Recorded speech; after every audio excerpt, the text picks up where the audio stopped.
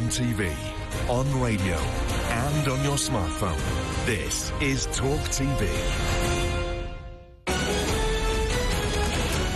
Talk TV News at 10. Good morning, I'm Holly Hudson. Ukraine's president has heaped praise on his true friend and ally Boris Johnson as the Prime Minister enters his final few days in office. In an exclusive interview with The Times, Volodymyr Zelensky said he hopes for close relations with his successor and warned that Western fears over the cost of living are incomparable with a threat from Russia. The resilience of Ukraine, it's important for the world. You can't compare that with the energy crisis of the world, with this deficit, with this blackmail of Russia. You shouldn't compare this, because you have to realize what would happen. Well, 4 in 5 people in Britain do not believe the government is doing enough to ease the cost of living crisis. 81% want ministers to do more, and 86% say that soaring energy bills are among their top 3 most pressing issues. That's according to a poll for The Sun on Sunday. It comes as the country prepares to hear who will become the next Prime Minister tomorrow. Boris Johnson's successor and the new leader of the Tory party will be announced on Monday, taking over as Prime Minister the following day. 3 sisters have died following what police called a violent and traumatic incident at a house in Dublin last night. The teenage girl and her 2 younger siblings were taken by ambulance to Children's Health Island in Crumlin, but all 3 were later pronounced dead. Donald Trump has dropped another big hint that he's planning to run for president in 2024. Speaking during his first rally since the FBI searched his home in Florida, Trump said Republicans were leading by record numbers in the polls, so he may just have to do it again. The former US president also called Joe Biden an enemy of the state and accused him of weaponizing the FBI against him. Americans are sick of the lies, sick of the hoaxes and scams, and above all, sick of the hypocrisy. But our opponents have badly miscalculated. This egregious abuse of the law is going to produce a backlash, the likes of which nobody has ever seen before. And the Foo Fighters' Dave Grohl paid an emotional tribute to his brother and bandmate Taylor Hawkins at a concert in his memory last night. Grohl broke down in tears during the star-studded gig at Wembley Stadium, which featured Paul McCartney, Liam Gallagher, Queen and Sir Elton John, along with a special appearance from Hawkins' son. The drummer was found dead in a hotel room in Colombia this March. He was 50 years old. For those of you who knew him personally, you know that no one else could make you smile or laugh or dance or sing like he could. And for those of you that admired him from afar, I'm sure you've all felt the same thing. Now time for today's weather.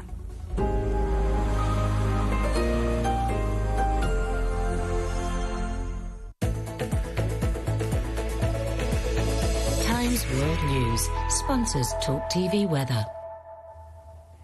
It will be a wet morning across northern and western parts with bands of heavy rain moving northwards. Drier in the south and east with some bright spells. Bands of heavy rain and strong winds will affect northern parts of the UK, particularly across Northern Ireland and northeastern Scotland, where there are yellow weather warnings for rain in force this morning. It will become drier across Northern Ireland later. Showers will affect northern England, Wales and western parts of central England. These could be heavy and thundery at times. Strong winds will affect Wales and northwest England at first this morning before easing later. A similar picture for southwest England and the Channel Isles with strong winds and heavy showers this morning. Drier further east with some bright or sunny spells possible. Dry this afternoon with the heaviest rain clearing northeast Scotland, but heavy showers will affect southwest England. Times World News sponsors Talk TV weather.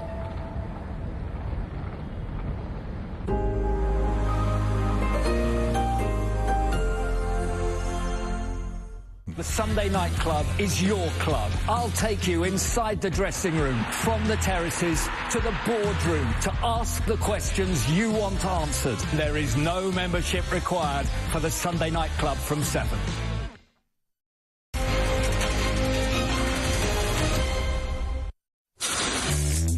And a very good morning to one and all. Welcome to Tice Talk this Sunday morning. It's the 4th of September and I'm back in charge. Yes, I'm not sharing responsibility. I'm on my own. Interesting what you think as to whether I enjoy that or not. But we've got a full-on 3 hours ahead of us, action-packed show. And I'm trying to spot some good news out there. There are a few signs of things to be vaguely optimistic about after the complete vacuum of leadership. Just one day to go. Yes, and then we might have a Prime Minister. We think it'll be Liz Truss, but you never know. Anyway, as I say, there's some signs of optimism. I'm quite encouraged. On the front page of today's Sunday Telegraph, the government might actually be seriously listening and potentially adopting the key principles of my emergency energy plan. And having had an influence on the government's Albanian migrant policy, I've made a forecast that's in today's Sunday Express. Yes, within just 4 years, folks, just 4 years, there will be more Albanian criminals in British prisons than Albanian criminals in Albanian jails. Just think about that. We are literally becoming Albania's Alcatraz. In the first hour of my show, I'll be talking about that. I'll be talking about a new religion that has appeared. I'll be looking at also the great renewable wind rip-off against us consumers. In the second hour, we've got to talk about the shocking average weekly deaths numbers, because there is a serious excess deaths number occurring, in particular amongst younger people under the age of 60. We've got to be talking about Putin's energy wars. And in the third hour, I'm delighted we've got Howard Cox in the studio. We'll be talking all things motoring under my monthly section, Talk Gear. Lots to look at there. And I promised you some good news, yes, to finish the programme. Some good climate news. That's remarkable, isn't it? You won't hear it anywhere else except on Talk TV, in my view. That and much, much more. We've got great guests, and my question to you, are you excited to have a new Prime Minister? Are you hopeful? Do you think that there could be some good news around the corner? Or are you fearful and anxious? Let us know. 0344 499 1000. Text us 87222 using the word talk, or of course tweet us at TalkTV or at Tice Richard. The messages are already coming in. And with your calls, share your frustrations and your delights and your joys with all of us. But first of all, it is of course time for my Sunday sermon.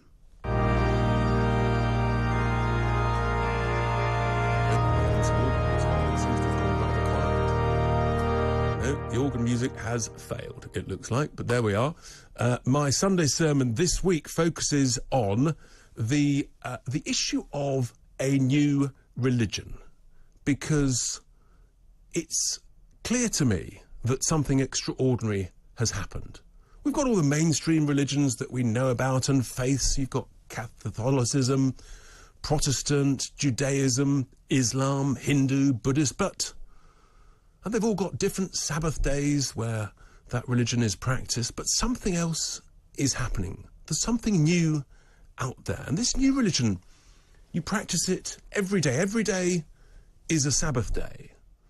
And the good news for this new religion, if you want to partake in it, is that you don't have to go to a specific physical venue to worship. No, you can worship anywhere. You can worship online. In fact, most people with this religion do. You have to speak and write in a certain way, promoting the core messages of this religion. You have to believe in the core fundamentals, and you have to take on the non-believers. You have to bully them, you have to abuse them online, you have to call them things, and if you're in meetings, again, shout at them.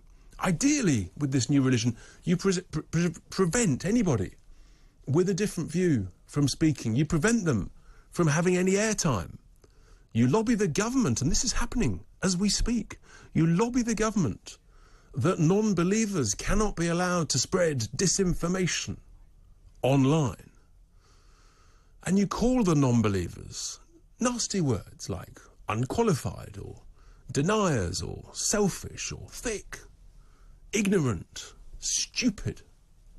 These are all the words that if you are a believer in this new religion, that's what you call the non-believers. These are all the words that in the last 3 weeks I've been called. it seems that I've been very, very naughty indeed, because I've refused to bow down, to carry out this new religion's prayer. But about this new religion, the extraordinary thing is, you don't have to practice what you preach. Unlike the Jewish faith, they cannot enjoy what I think is delicious, wonderful, crispy bacon. Or the Muslims cannot, of course, drink or eat during fasting between dawn and sunset during Ramadan. No, none of these obligations apply to this new religion. You don't have to practice what you preach. Sounds all right? Also, it's very good value, this new religion. You don't have to donate to anything. You don't have to have the upkeep of any physical venues. And anyone can be a leader in this new religion. The equivalent of being a preacher or an imam or a bishop or a rabbi. Anybody can be a leader, an influencer. Yes. And this is unusual because this religion, this new religion, is truly, truly global. Not only that, you can actually sort of double dip with this religion, because you can practice this new religion alongside any existing faith or religion that you might otherwise practice. Remarkable, really. It's almost like it's sort of two for the price of one. They call it, maybe I should call it the bog-off religion. Buy one, get one free. And well, after all, particularly when times are tough, we all love a good deal, and this new religion seems to be a good deal. So the core beliefs, yes, you terrify people, you scare people, you cost people loads of money that at the moment, unfortunately, many people do not have. And then what you do is you change the way that we all live our lives. What we eat, how much we can heat, how much we can travel and fly. The idea basically of this new religion is to make us all poorer. And eventually, we will all die colder, hungrier, earlier. And this religion is extraordinary because it has a certain group, what I call extremists, who are allowed to tie themselves to things. They're allowed to glue themselves to strange places, including, it seems, the home of our democracy, and say that it's not a democracy, even though everybody there has been elected by the people. And with this new religion, the extremists are allowed to carry hammers around with them, just up and down the streets, and they can smash any window they want, belonging to any company that they think has also been naughty and not behaved as they demand. Indeed, the very building that I'm broadcasting from has been the victim of such hammers and such violence. Now, I've got a tip for you. With this new religion, in order to prevent being targeted as I've been, when asked what you have to do, you have to repeat the words of the new religious prayer. And this is very, very important. And it goes like this. Oh, pray, climate catastrophe is upon us. Oh, pray, climate catastrophe is upon us. Oh, pray that us naughty mankind is responsible for 100% of all global warming. Oh, pray, there's no such thing as natural climate change. Oh, pray, climate change did not happen before 1850. Oh, pray, climate change will stop immediately we get to net zero. Oh, pray, what a wonderful prayer. What do you think of that prayer? Is that the right prayer for this new religion? We all know what this new religion is called. It's called, and I've really experienced it more than ever in the last 3 weeks. The activists they're zealots, they're fanatics, they're extremists. The rest of people are just believers. They can become activists and zealots.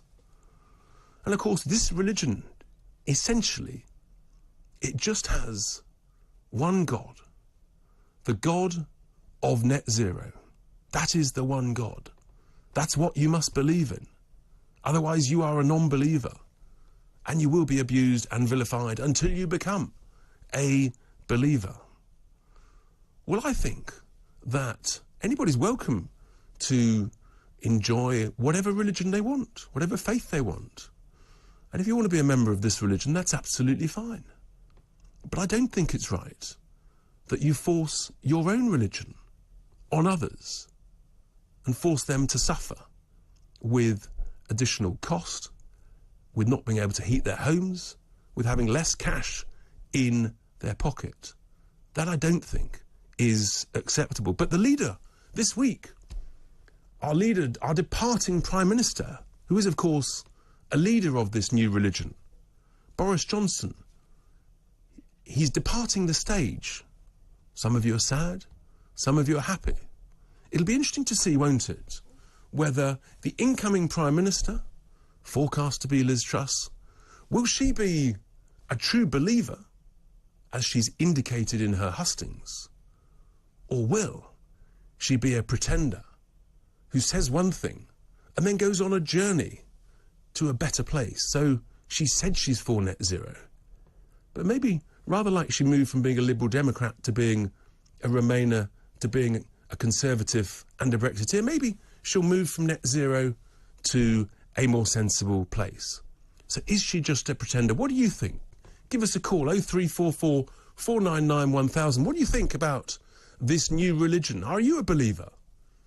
Do you think it's right? Do you think it's a good deal that you can essentially buy one and get one free and practice two religions at the same time? All of these things are upon us, and I want your thoughts, your views by tweet at TalkTV or 0344 499 1000. Because we need to discuss this. We need to understand, is this right? Is this fair? Or do we have the courage to stand up against the zealots and the extremists? Coming up, first of all, I'll be talking about some other extraordinary news with Andrew Montfort, the Deputy Director of Net Zero Watch, about the great renewable rip-off. You know, all those MPs and people say renewable wind is cheaper. I've got news for you folks. It's not. We're being ripped off. It's actually more expensive. And the renewable developers, they've conned the government lawyers. They've conned all of us. Don't go anywhere. You'll find out. Stay with us. You're listening to the home of common sense. It is, of course, Tice Talk here at Talk TV.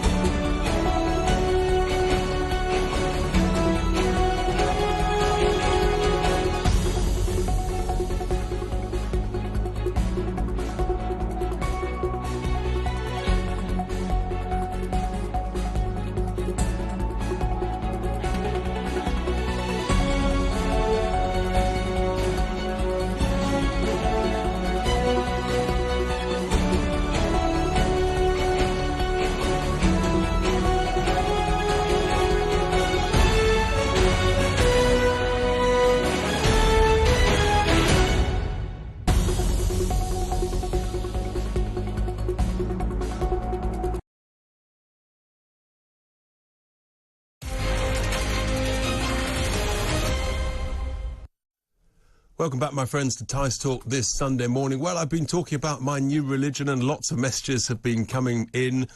Wayne, he says, Richard, you left out this new religion is, of course, only for the little people. Well, that's what I essentially inferred that way, because you don't have to practice what you preach with this new religion. Judy said, brilliant sermon on that. I really do think it is so important we understand what on earth is going on. And likewise, it's important that you understand about what's going on with the renewable wind farm industry, because lots of people are saying, oh, it's cheaper now. Renewables are going to sort everything out.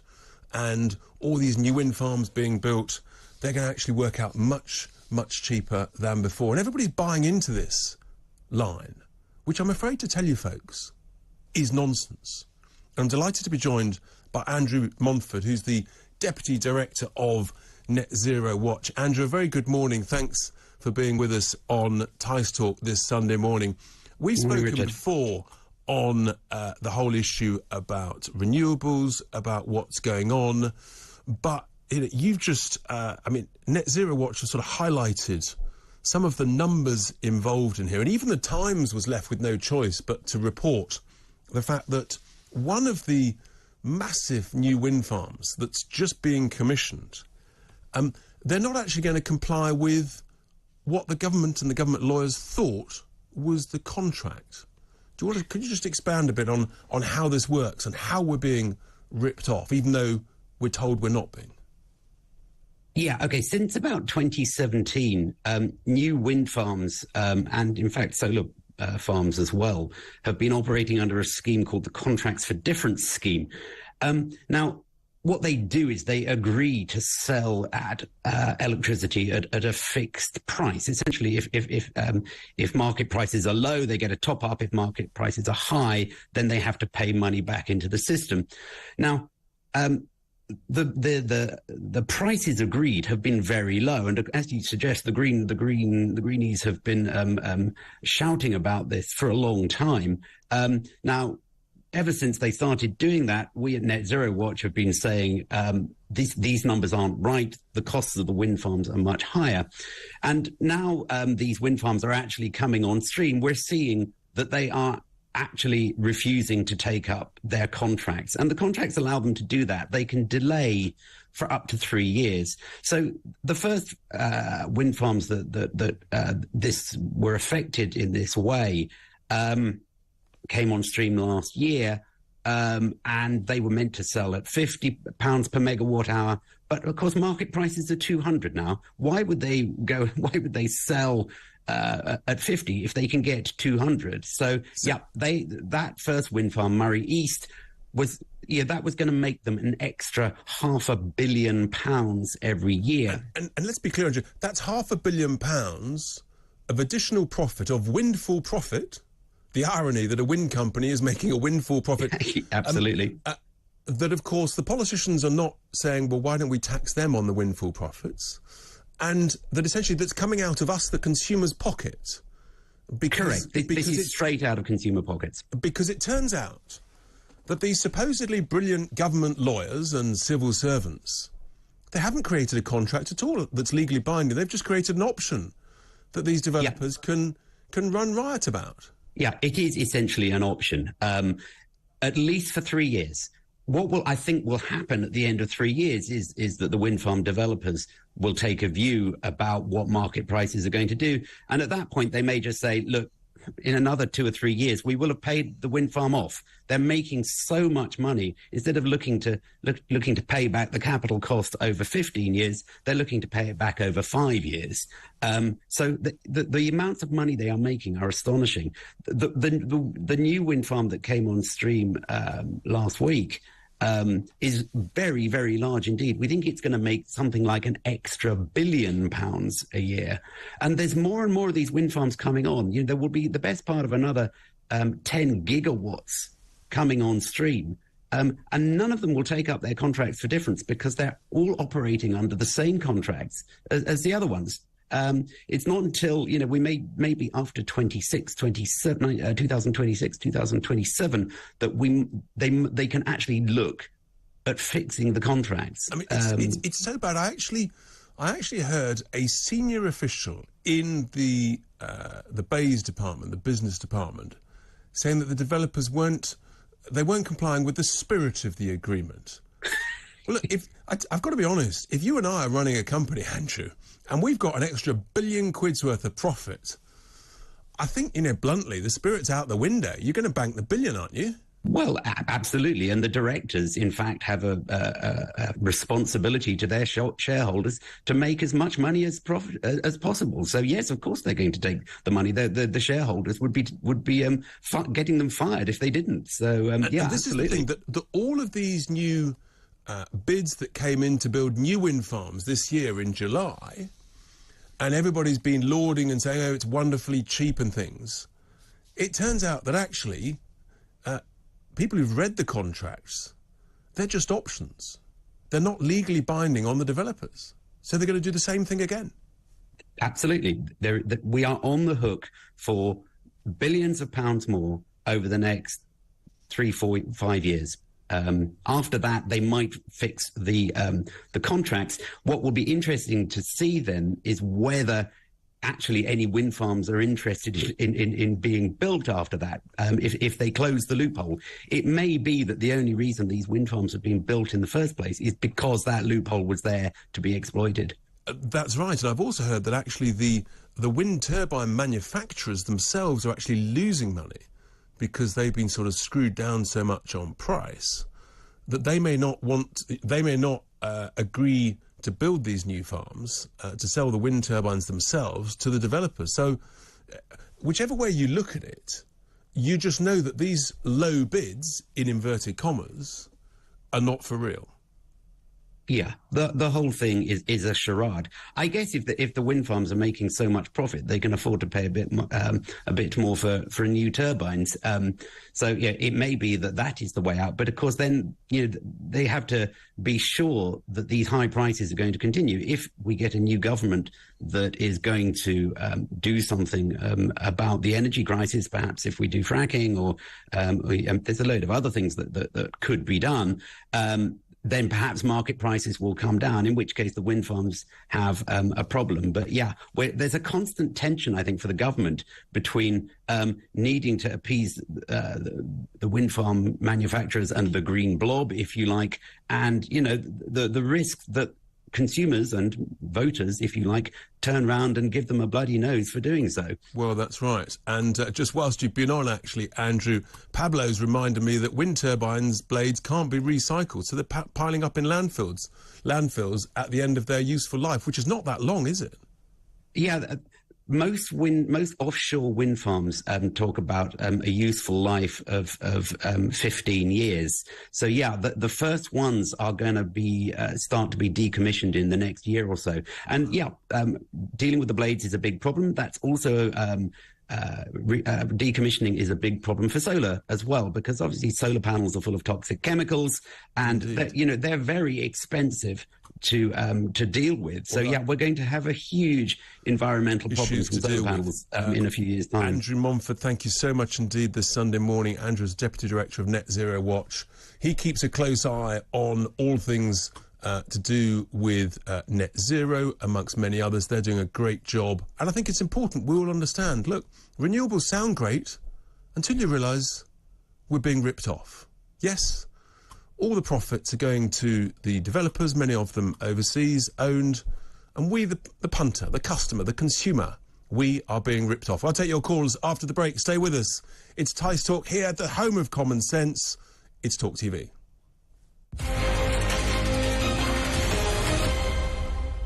I'm Julia Hartley-Brewer, and this is Talk TV. I think my most memorable and proudest moment in journalism over all these years is actually being on air during the lockdowns, even when I had COVID myself. Over the last 2 years, getting people to tell their stories, not just about people who lost loved ones to COVID, but people who lost their fundamental freedoms, their children's schooling, their mental health, their physical health, their businesses, and giving people a chance to tell their stories about how it affected them.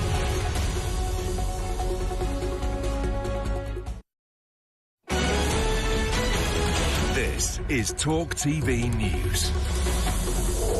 Good morning, I'm Holly Hudson. Ukraine's president has heaped praise on his true friend and ally, Boris Johnson, as the Prime Minister enters his final few days in office. In an exclusive interview with The Times, Volodymyr Zelensky said he hoped for close relations with his successor and warned that Western fears over the cost of living are incomparable with the threat from Russia. The resilience of Ukraine, it's important for the world. You can't compare that with the energy crisis in the world, with this deficit, with this blackmail of Russia. You shouldn't compare this. You have to realize what would happen. Well, 4 in 5 people in Britain do not believe the government is doing enough to ease the cost of living crisis. 81% want ministers to do more, and 86% say that soaring energy bills are among their top 3 most pressing issues. That's according to a poll for The Sun on Sunday. It comes as the country prepares to hear who will become the next Prime Minister tomorrow. Boris Johnson's successor and the new leader of the Tory party will be announced on Monday, taking over as Prime Minister the following day. 3 sisters have died following what police called a violent and traumatic incident at a house in Dublin last night. The teenage girl and her 2 younger siblings were taken by ambulance to Children's Health Island in Crumlin, but all 3 were later pronounced dead. And Foo Fighters' Dave Grohl paid an emotional tribute to his brother and bandmate Taylor Hawkins at a concert in his memory last night. Grohl broke down in tears during the star-studded gig at Wembley Stadium, which featured Paul McCartney, Liam Gallagher and Queen, along with a special appearance from Hawkins' son. The drummer was found dead in a hotel room in Colombia this March. He was 50 years old. Sing and dance and laugh and cry so he could hear us right now. That's all for now. We'll have more in half an hour.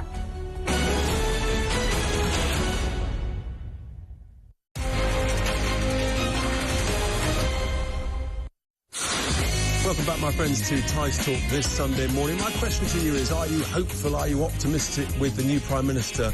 There's a few things, a few bits of good news out there, although that news just before the break, before the news about how we're all being ripped off by the renewable industry, the renewable developers, is really, really shocking. Pete says, apart from Boris's green agenda, I'll miss him as PM. PMQs will be nowhere near as entertaining. That probably is absolutely true.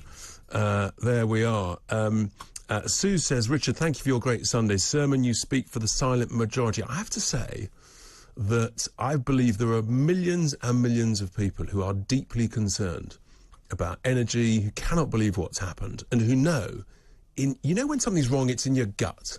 Sometimes you just can't quite put your finger on it, but your gut instinct tells you it ain't right. And I think there are millions and millions who know that net zero is not right. Another question just come in here. Richard, who builds the wind farms? Are they foreign companies extorting huge profits? That's from Jane. The simple answer, Jane, is yes.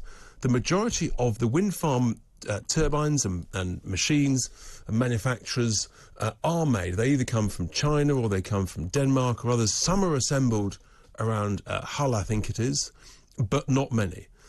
And the developers, the owners of all of these wind farms, these offshore wind farms, the majority, well over 50% of all the owners, are foreign-owned private equity groups, sovereign wealth funds, investors, and the biggest single owner of all these wind farms, who are making vast profits at our expense, is none other than the Danish government, on behalf of the Danish taxpayer. So they're ripping us off. Thanks, civil servants. Thanks, UK politicians. Really appreciate that. Let's go to Simon, who's in Bath, with your thoughts. First call of the morning. Hi, Simon. Yes, morning to you. I should be in church, but as a devout atheist, I'm here listening to you. Well, this is excellent. Good man. What's on your mind?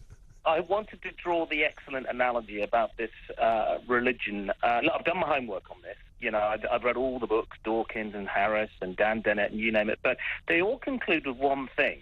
So if anything, any belief, even if you look at Stalin, he tried to get rid of religion, but when you answer the questions to, firstly, is it indoctrinating? Secondly, is it divisive? Thirdly, is it based on superstitious fears and exaggeration? If all those 3 boxes are ticked, then you've got religion and you've got a problem. That's right. And I think this one, I mean, the strange thing about this one is that, as I said, you don't actually have to practice what you preach. I mean, the guy I had on last week from Canada You know, he's sort of preaching that we must all be great believers. But he's not leading the way by, you know, for example, driving an electric vehicle or having a few solar panels on the roof of his home. No. He's just carrying on as normal. Well, again, with all religion, they really do take their beliefs and arguments a la carte, and the hypocrisy is ridiculous. But I'd just like to say I'm not a climate denier. I lived in the Maldives for 3 years. And it broke my heart when I saw plastic bottles floating on the sea, and I lived... Absolutely. You know, I don't like pollution. I don't like it. All of us don't like what we're doing to the planet, but we have to be pragmatic about the solution, and it has to be done incrementally. And I don't like the scaremongering the language, such as it's an emergency. I think Lord Frost was right when he summed up the situation. You're absolutely bang on, Simon. It's not an emergency. We all care about the environment. We all want cleaner air. The reason I've got an electric car and I'm putting solar panels on is because I want cleaner air in our towns and villages and cities, of course. Yeah. You know, we all believe in that. But as you say, you've got to do it using technology in an affordable and proportionate way that means we're not impoverishing ourselves and we're not sending all our jobs and money overseas.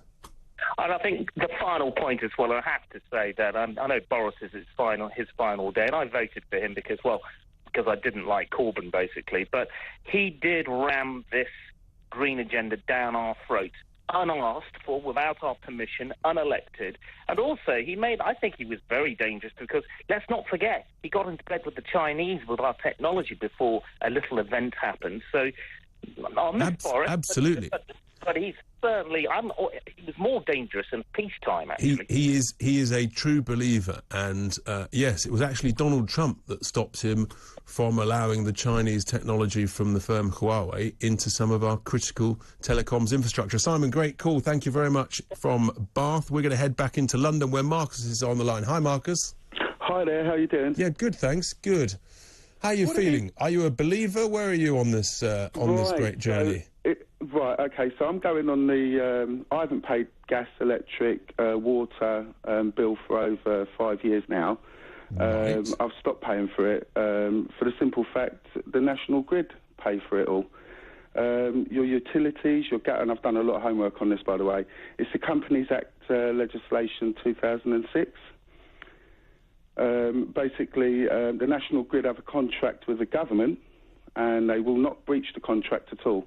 We fund the National Grid for every single person, every single thing we pay on taxes, income, food, oil, shopping. Yeah, because you know National Grid is a listed, stock market listed PLC company. Yeah, but they actually own the... So basically, British Gas and Southern Electric and all these other companies, they're the middlemen. And hence the reason when you've got a problem with your gas or electric, they ask you for a serial number. That serial number, I know this is a bit hard to believe, but believe me, you can't go to prison for it. So if I can't go to prison for it, I'm not paying it. The billing company cannot cut your electric or gas or water off without court action, okay? Yeah, that's right. I mean, obviously, from our point of view, we don't advise anybody not to pay their bills. No, of course. We have to make that very clear. But equally, there are, if those that are in difficulties, they've got to speak to their companies and their suppliers, and some people get put onto prepayment meters. But can I just explain really quickly? The energy companies try to overcome this by installing prepaid meters. They call them smart meters. I call them dumb meters. Sorry. So if you have a smart meter in your home, the supplier could potentially disconnect your supply remotely. Yes, I've heard that, Marcus. I don't definitely know it's true, but I've heard that. Yeah, it is a concern. Absolutely true. What I did is I asked them to come over, British Gas, and install a smart meter. When they arrived, I disconnected their box and handed them back their box. It's the second meter, so they'll see. You'll not be using them as a third party because they're a third party. Yes, that's right. And you can stop the contract with them. You don't have to have smart meters, Marcus. Just because of time, I'm going to have to go to the break. But great call. Thank you very much indeed for your thoughts. We're heading to the break in a second, but just before that, James has asked me, Richard, you're having solar panels installed, whether made in China. Actually, no, I specifically ensured that they weren't made in China. That was one of the preconditions of buying them. This is so important. Lots of other tweets coming in and messages. We've got one here that says, from Angela, says, climate tyranny is for us, not them. No cash accepted in many places. Energy, fuel costs crippling and ruining society. Angela says, if Liz can bring back truth, cash and freedom of speech, then I'll support her. That's some optimism from Angela. Whereas David says, I think Liz Truss is a pretender. Even if she wants to change her own policy, there are so many eco-extremists that she won't be allowed to steer off course from net zero. Coming up, we'll be talking to Robert Olds. Don't go anywhere. It's Tice Talk. It's Talk TV.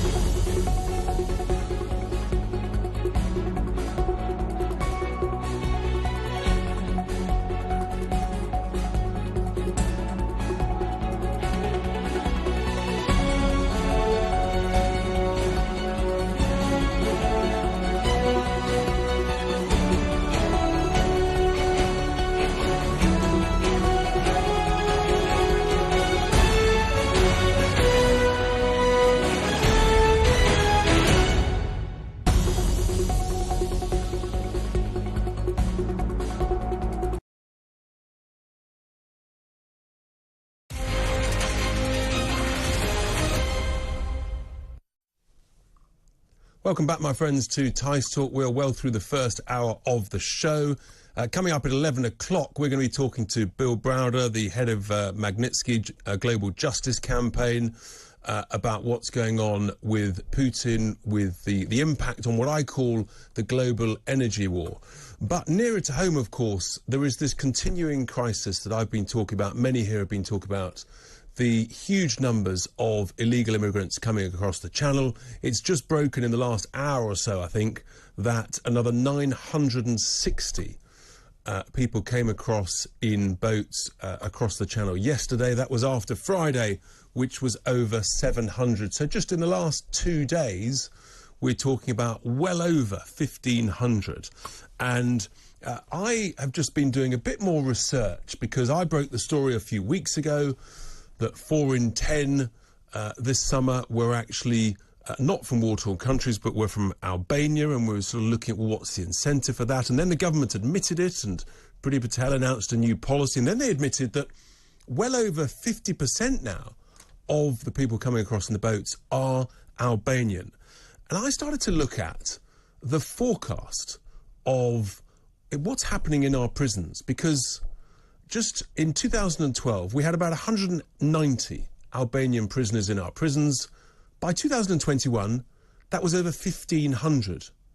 Roll that forecast forward, by 2026, you've got more Albanian prisoners in UK prisons than in Albanian jails back in Albania. Well, I'm delighted to be joined by Robert Olds, the Executive Director of Impact International. Robert, a very good morning. Thanks for joining us. This story, it doesn't stop. This time of the year, it seems to be relentless and getting worse and worse, doesn't it?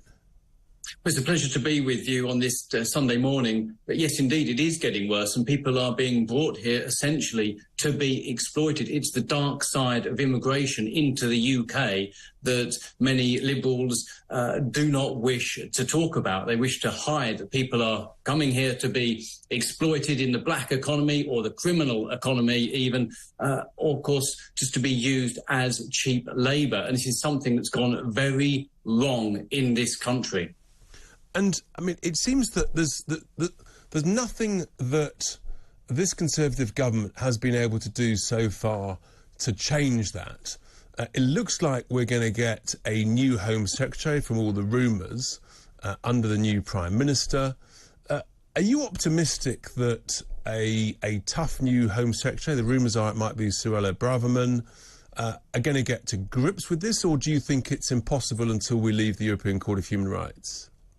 Well, the legal framework that each Home Secretary is working with makes it almost impossible. Of course, the Home Office itself is not fit for purpose. It's been that way for decades, even under Labour. It's very ineffectual, and no Home Secretary has actually managed to get a grip with it. Of course, there's also the problem that we're, in a sense, still in the European Union. So many European Union legacy rules we've inherited on immigration and our immigration policy still apply. And, of course, the Human Rights Act. Now, that's actually going to be amended by the government, and they're going to be replacing that with a British Bill of Rights. This is currently in Parliament. And this would allow for really Parliament to have its way over the courts. The courts have been using the Human Rights Act to, in some ways, prevent and frustrate Home Secretaries being tough on immigration and deporting people, and, of course, got in the way of the Rwanda policy, which is really just a fig leaf. It only really affects a very small number of people, if indeed it's ever properly applied. But, of course, there are sort of human rights implications to do with immigration, and of course we have existing and ongoing obligations which aren't going to change. The European Convention of Human Rights will still apply. It's just who will be interpreting that will be a matter of going forward. Now, you know quite a few of the people sort of rumoured to be coming into the cabinet, indeed assuming that it's a Liz Truss government. I mean, she inferred that she would sort of look at anything with regard to the Human Convention on Human Rights. Are you optimistic that with their majority, which is over 70, that they've got the will to get on top of this, or do you think that it's just going to be more talk the talk, but they're never actually going to walk the walk?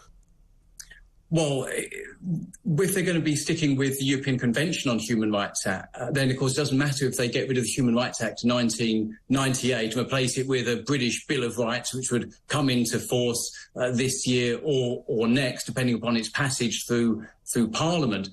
It would be a matter of really there's very little will to change things. And until we have a sort of real crackdown on how migrants are exploited by unscrupulous businesses, whilst, of course, still protecting those who genuinely need to come here for asylum, which our commitments under the 1951 Convention on Refugees would still stand. And most people, I'm sure, would want that honoured. Completely. Who genuinely need to be protected. But, of course, there needs to be a separation between those who definitely need our help and to be looked after, and those who are coming here for want of a better life, or, of course, to be exploited. And that's what's unfortunately happening. And we see the growth of these criminal gangs because, of course, the ineffectual migration system into the UK means that people can't get on with their lives and start to work. They may have to turn to crime or indeed to be exploited, or they would have their passports taken by the gangs that have smuggled them in, and they're made to work into conditions of what are in effect modern slavery. It doesn't excuse anybody, of course, but this is something which is happening, and we need to be open and honest about how in British cities, particularly in Leicester and other cities around the UK, even in parts of London where I am now, there are people being exploited in conditions of modern slavery, and this needs to be tackled. There's human rights abuses, but the way whole immigration policy is and how the human rights policies are being applied at this point in time means that really we have a situation where nobody's benefiting from migration apart from the criminal gangs or those who are after cheap labour. And, of course, the human rights lawyers who, bizarrely, thinking they are helping people, they're actually, in a sense, accelerating and encouraging modern-day slavery here, as you say, rightly, in our towns and cities. And the criminal gangs are making vast profits, particularly in the drugs trade, according to the National Crime Agency. They've then got to launder those profits in various ways through things like car washes and lots of barber shops. And of course, it's cash only, and that's how they launder it. Absolutely, yes. So my organisation, Impact International, we'd highlighted this, and we also referred to, as you did, about the abuse of what is in effect slave labour in car washes. And really, we all need to be very mindful about where we are using our money as well, because, of course, it could be inadvertently fueling crime, such as in terms of people smuggling, if we're supporting off-the-books industries. So it's something we need to be mindful of, but ultimately responsibility rests with the criminals, but the government could do so much more if we just make sure that we looked after those who are in genuine help and made sure that businesses didn't crack down. And often businesses didn't get exploiting people, but if there was a real crackdown on those in various parts of this UK, particularly Leicester, or other parts, not just to focus on them, but there is in the textile industry there, where, of course, the police turn a blind eye. Turn a blind eye, Robert, and this is something that needs to be stopped. Robert, thank you so much for your thoughts. That's Robert Olds, the Executive Director of Impact International. He knows the reality, the truth of this, that many of these people coming across the channel, they're being literally trafficked into modern-day slavery or foot soldiers into these gangs, and it has got to stop. Lots of tweets coming in, messages coming in. One from Steve here says, Richard, I want to thank you and the team for highlighting what's going on about the wind turbines. I never liked them, and when fracking happens, these contracts, that's the wind turbine contracts, need to be screwed down tight. No to net zero. That was Steve. We're going to head to Aberdeenshire, where Mick is on the line. Hi, Mick. Hi, hello there. How you doing, Richard? Yeah, good. What's on your mind this morning? Well, you seem to be expressing this, the Eastern country immigrants coming over as a new phenomenon. I'd give you a book to have a look at, and that's a book. It's called The Crossing, and it's about the crossing of the Queen Elizabeth II Bridge, that sort of area, taking in Essex and the surrounding area, and how the Eastern Bloc, or the Eastern countries, the Eastern European countries, have taken over the leadership of the gangs from the British gangsters of the Cray sort of days and that type of thing. And what they're doing here is what you're seeing now, should I say, with the immigrants coming across, is they're getting resupply of foot soldiers because there's so many of them landed up in prison. You're absolutely right, Mick, and the National Crime Agency has confirmed that these Albanian drug lords, the mafia lords, I mean, they're taking over huge parts of the cocaine and cannabis business up and down the country, and they're making vast profits. And these new foot soldiers coming across the channel are essentially replenishing those who are ending up in our prisons. Yeah, but this has been happening since about 2006, 2008. Get a copy of that book called The Crossing and read it. They also introduced all these motorcycle teams that used to go about doing all the robbing on Bond Street and Oxford Street and etc. Yes, yes. As a bit of background, have a look at this book. It's called The Crossing. It's absolutely amazing. That's brilliant, Mick. I thank you very much indeed. I will try and dig that out. That was Mick in Aberdeenshire recommending to take a look at a book called The Crossing. Phil says, Richard, if Mistrust appoints Kwasi Kwarteng Chancellor, we will know climate zealotry is here to stay.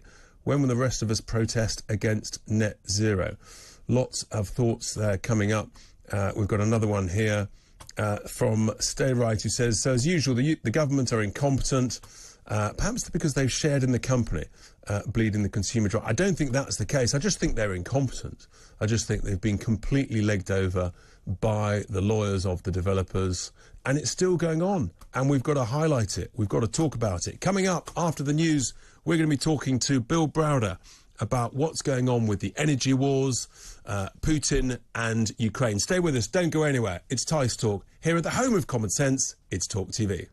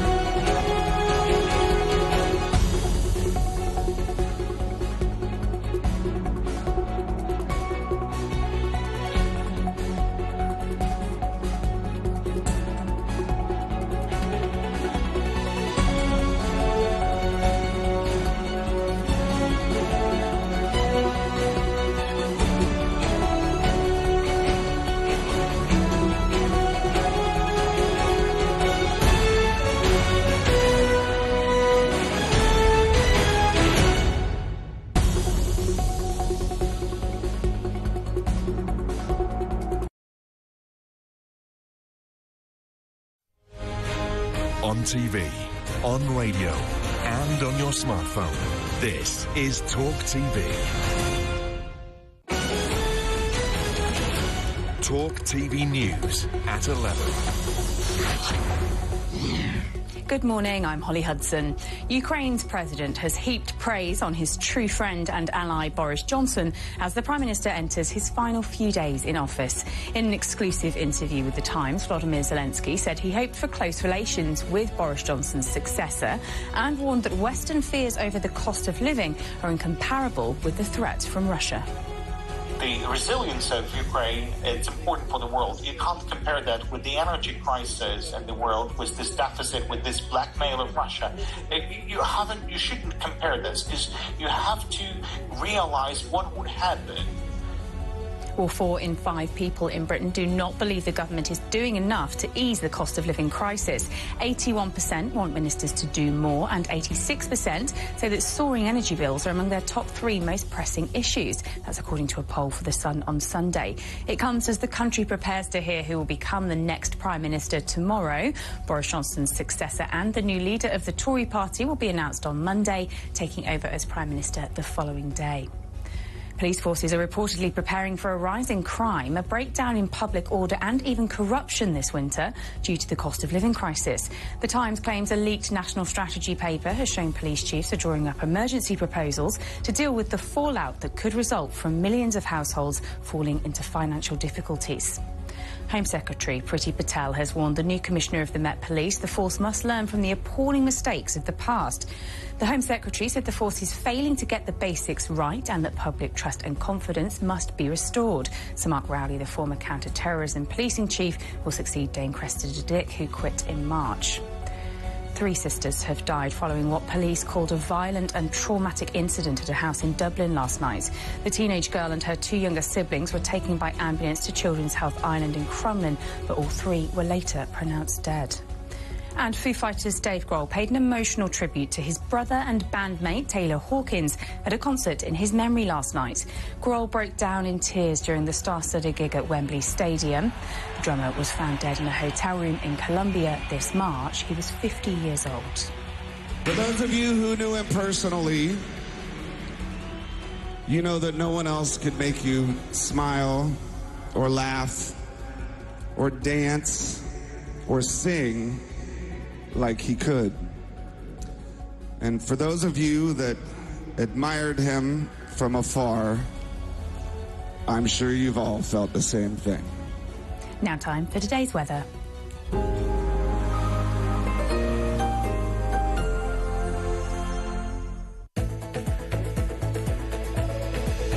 Times World News sponsors Talk TV Weather. It will be a wet morning across northern and western parts with bands of heavy rain moving northwards. Drier in the south and east with some bright spells. Bands of heavy rain and strong winds will affect northern parts of the UK, particularly across Northern Ireland and northeastern Scotland, where there are yellow weather warnings for rain in force this morning. It will become drier across Northern Ireland later. Showers will affect northern England, Wales and western parts of central England. These could be heavy and thundery at times. Strong winds will affect Wales and northwest England at first this morning before easing later. A similar picture for southwest England and the Channel Isles with strong winds and heavy showers this morning. Drier further east with some bright or sunny spells possible. Dry this afternoon with the heaviest rain clearing northeast Scotland, but heavy showers will affect southwest England. Times World News sponsors Talk TV Weather.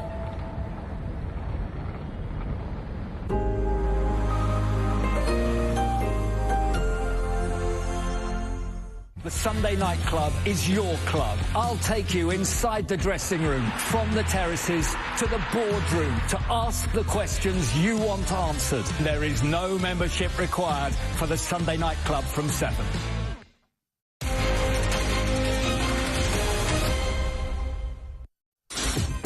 Welcome back, my friends, to Tice Talk. We're into the second hour of the show. If you want to get involved, give us a call, 0344 499 1000.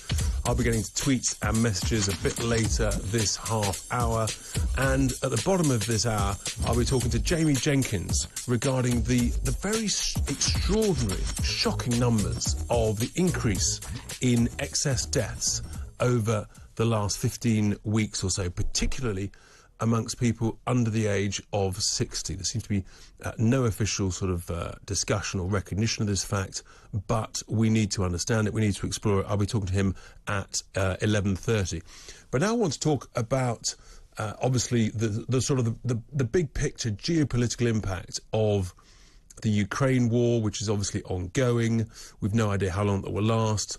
But as I've said before, we're now in a global energy war, and the impact is affecting all of us in the UK and across the Western world. So delighted now to be joined by Bill Browder, the head of the Magnitsky Global Justice Campaign and author of two amazing books that I urge you to read called Red Notice and Freezing Order.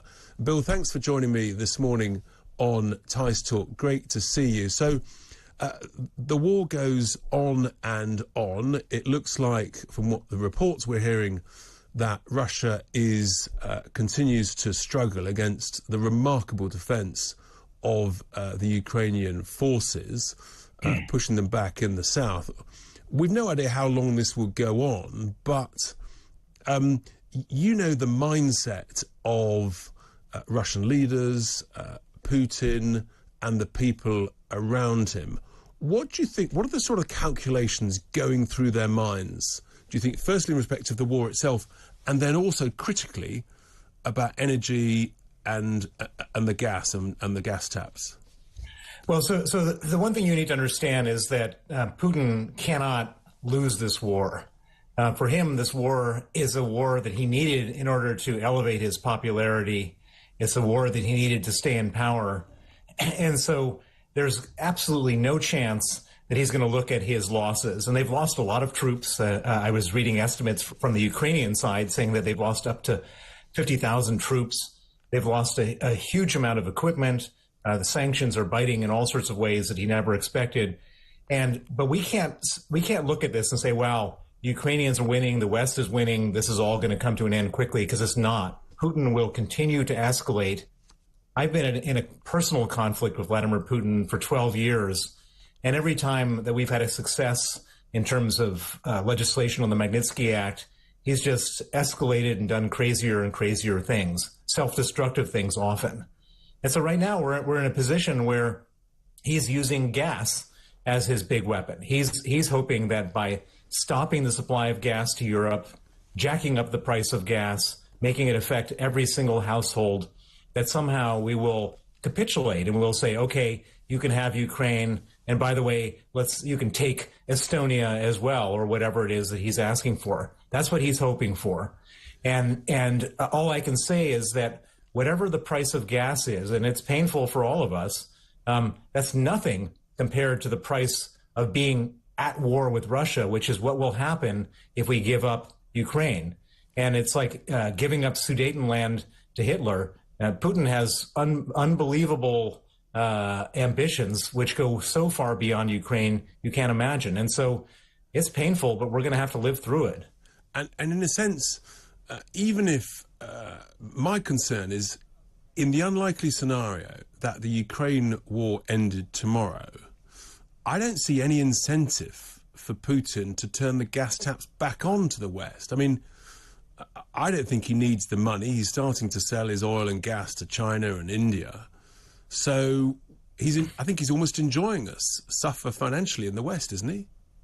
Well, I actually, if you look at the math, you can't sell gas except where the pipelines exist. 90% of the gas goes to Europe. And if he doesn't sell gas to Europe, then 90% of the revenue for the gas doesn't come to Russia. And so there's a lot of money involved. In fact, Gazprom is responsible for about 25% of all Russian government revenue. So if for some reason he stops selling the gas, he runs out of money. I mean, in a certain way, he's sanctioning himself more than he's sanctioning us. It's just that he believes that Russian people can endure much more pain than we can. He thinks that we get 5% of his pain, we're going to all fold.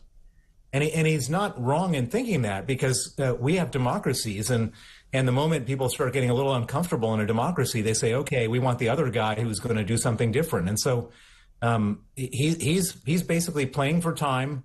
He's hoping that this winter and the pain that we're all going to suffer in our gas and heating bills are going to be so high that somehow it softens us up and allows him to do whatever he wants in Ukraine. And he can't afford this. I mean, if he does this for a lot longer, then his major source of revenue dries up.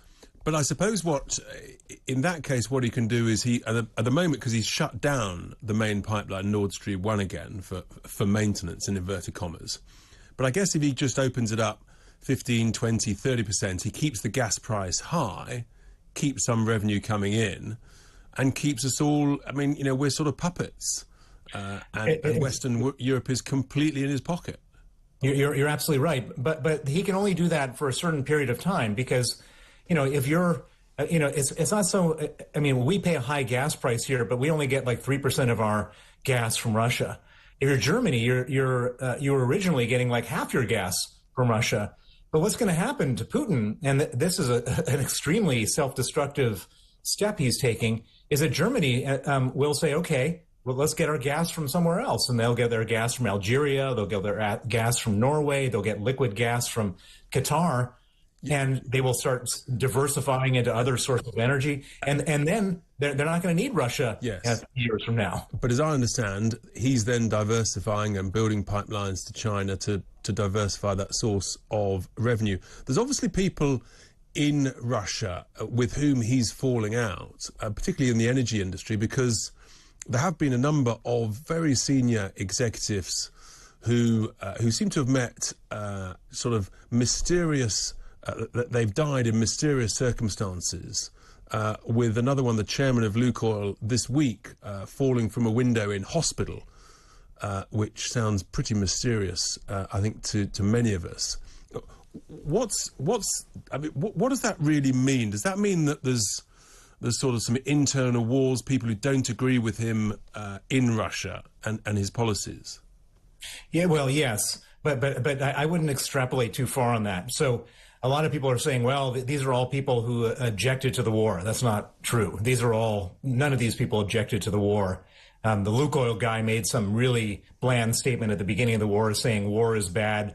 We wish it wasn't happening. Or didn't say war. He said conflict is bad, and we hope that for peaceful resolution. That's not what's going on here, and I've seen it happen in the past, is that when there's a lot of money in one area, and there's no money in other areas, which is what's happening in Russia right now. There's a lot of money in oil and gas and no money anywhere else.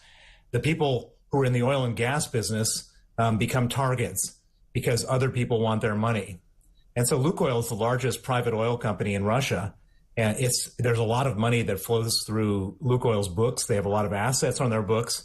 And there's obviously somebody who wants that money, as there was with Gazprom and various other companies. And if you look at these deaths of executives, my theory is that this is all a really sort of grubby fight over money. And in the case of Russians, when they get into fights over money, they kill each other.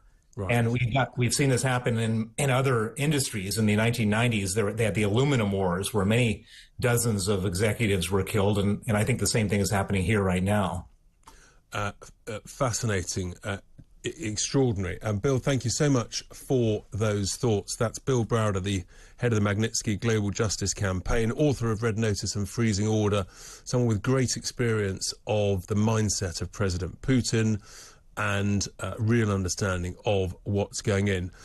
Lots of messages coming in, lots of tweets. One here from Sean, who said, Richard, I hope a party that says they'll abandon net zero fallacy comes to the forefront.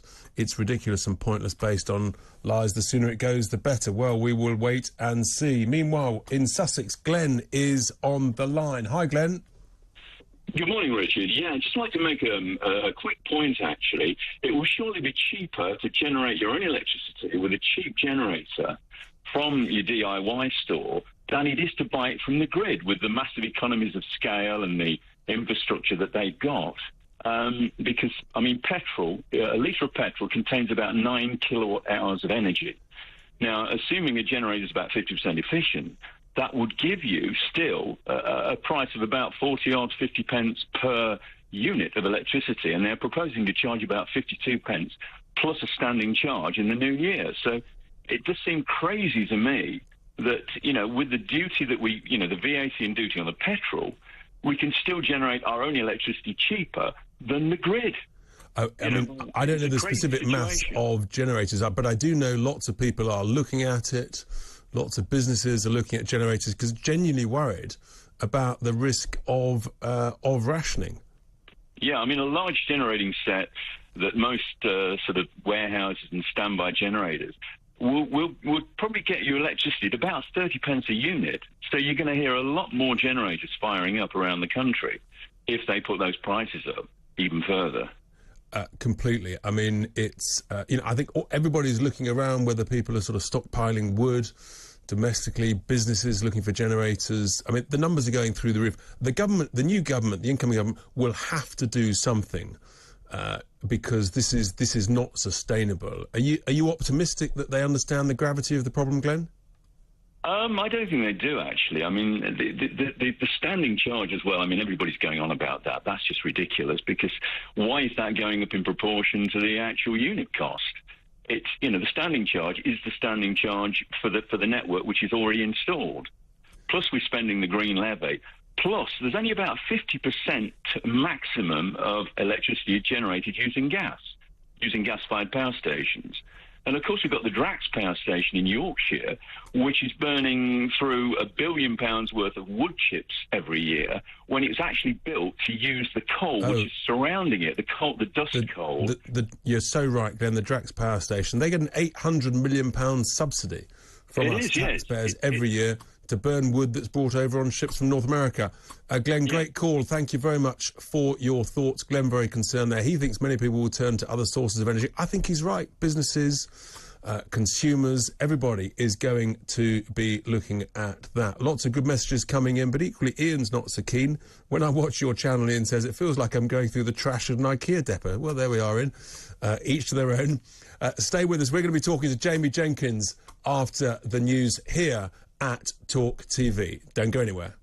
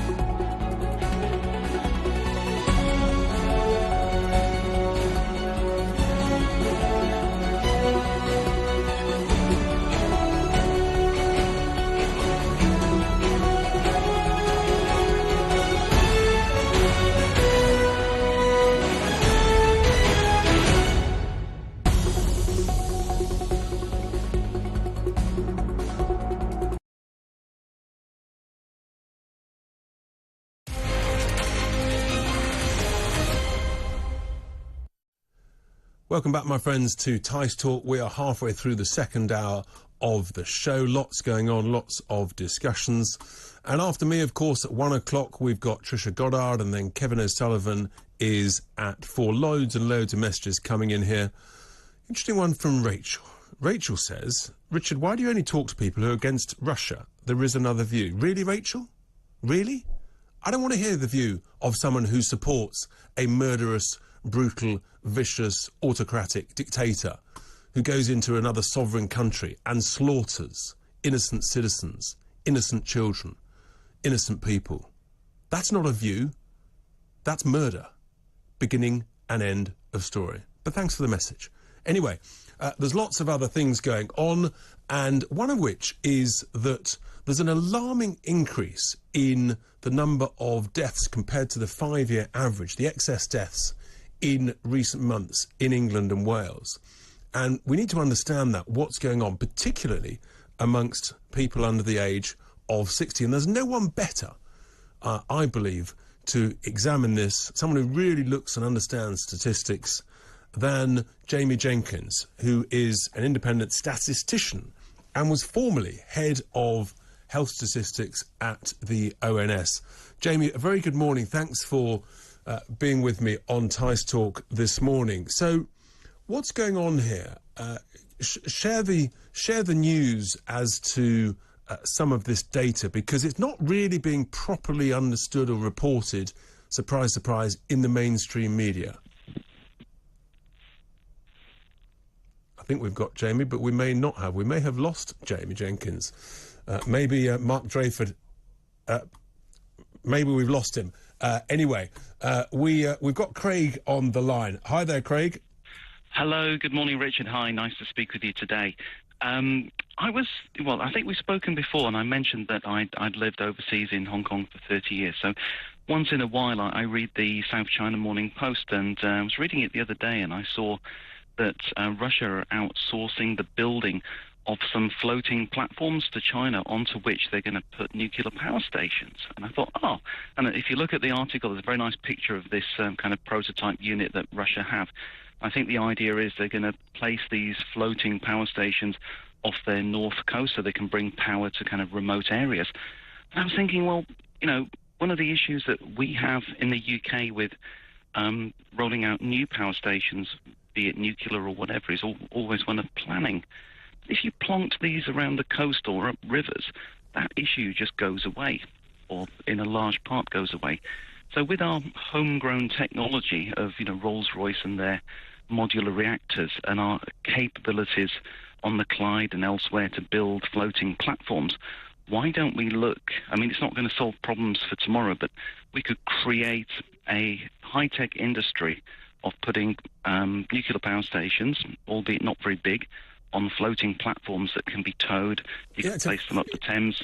It's a fascinating concept, Craig. I actually hadn't heard that, but conceptually it sounds interesting. It sounds as though it would be more expensive, quite a bit more expensive, than using the SMRs. I'm a big fan of the emerging small modular reactor technology, and you're quite right. The planning risks to critical national infrastructure is a key challenge, the sort of the NIMBYism. The expression I use in order to deal with this, and as you say, it's going to take a while, is you need national planning regimes with local compensation. That's also a good idea, but back to this point as well, that we could become a world leader, and these could be manufactured onshore here, and they could be towed wherever you want to put them, really, up rivers in Africa or up the Mekong Delta to bring power to parts of Vietnam. There's no issue with, actually just towing them from British waters to places around the world. So it could become a massive export industry for us. And when these things need either decommissioning or servicing or maintaining, for every 10, 15, 20 years, you bring them back here and work on them. And I think that should be something that we should consider. But we only look into election cycles, and that is the problem with this country. We don't look long term. You're absolutely right. But then that's the job of civil servants, surely, Craig, is to advise and remind ministers that on things like national infrastructure, energy, which is so critical to everything, as we're experiencing now, you've got to think long term. You've got to plan long term. And that used to be the case until about 10, 15 years ago. Well, I mean, we've seen the clip in the last week or 10 days of, was it Nick Clegg saying, back in the day, we're not going to build a nuclear power station because it won't come online until 2021. It was unbelievable. Well, I mean, just unbelievable. Craig, great call. Thank you very much from Ilkley.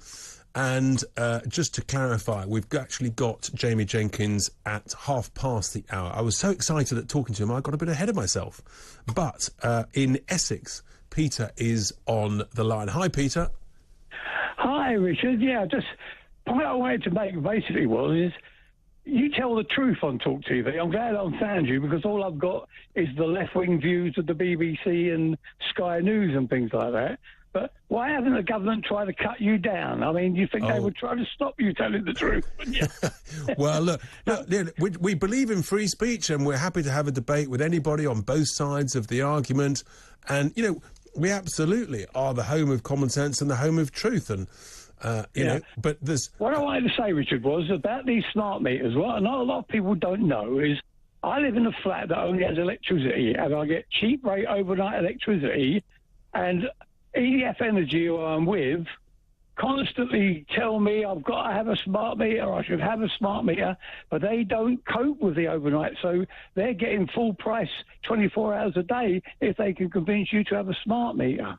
Yes, that's right. No, and I mean... a lot of people don't know that. And the way to stop the people coming over the channel is a simple one. If they knew they were all going to Rwanda, they wouldn't pay the $4,000 to come over, there you are. they? That's right. But do you think? Do you think? Trend who seem to run our country? Do you think, Peter? Don't want that to happen, you know. But Peter, are you optimistic? What can you say? Are you optimistic that Liz Truss may get on top of the No, not the at all. immigration? Because I saw her going on about getting the net zero. It's all rubbish. Can I just say one thing, Richard? Just quickly, right? Peter, because I've got to go to another call 20 years before ago, when the BBC were doing all this, we're all going to die through climate change and global warming. There were 400 parts per million of CO2 in the atmosphere. Yes. Now, I haven't looked up what it is now, but presumably if we're all about in 420. Disaster, it's... Oh, is it? Yeah, it's about 420. So it's a bit more. That is bringing the world to a disaster. Yeah. 20 more in a million. There we go. Peter, I'm just going to... Thanks very much. Great call, Peter. Yeah. Lots of thoughts and views there. We're going to head west down to Bristol, where John's on the line. Hi, John. Minute and a half. Go for it. All right, OK. Hello, Richard? Hi, yes, go for it. Nice to see you. OK. There's something I want to mention about your recent discussion with someone about how we pay for our electricity and gas and what it's all costing. And what was mentioned was the fact that India is currently buying oil from the Russians. And that immediately sparked my attention because it was something I read about not too long ago. And I'm wondering why we are still sending them international aid when they're doing that, because they're undermining the efforts we're making in embargoing the Russians. And I'm wondering just how many other countries are doing the same thing to which we supply aid. Maybe we should identify all those countries who are doing any sort of trading with Russia, trading of any sort, and if they're receiving aid from us, we should stop it. No, John, it's a great question, and it is a source of real tension because that is going on. It's even worse than that. As I understand, and someone else tweeted about this, China and India are buying oil from, and indeed gas, from Russia and then reselling it to us in the West and making a profit on the back of it. You couldn't make it up. Surprise me. The Chinese are some of the best traders in the world. Exactly. And sadly, we're falling for... I mean, all of these sort of international geopolitical trading games is going on just under our noses every day of the week. Yes. But on that subject, what makes things even worse is the fact that the Russians and the Indians are completing a contract for John, I've got to go to the break, but great call. We'll keep an eye on it. Don't go anywhere. We'll be talking to Jamie Jenkins after the break. It's Tice Talk on Talk TV.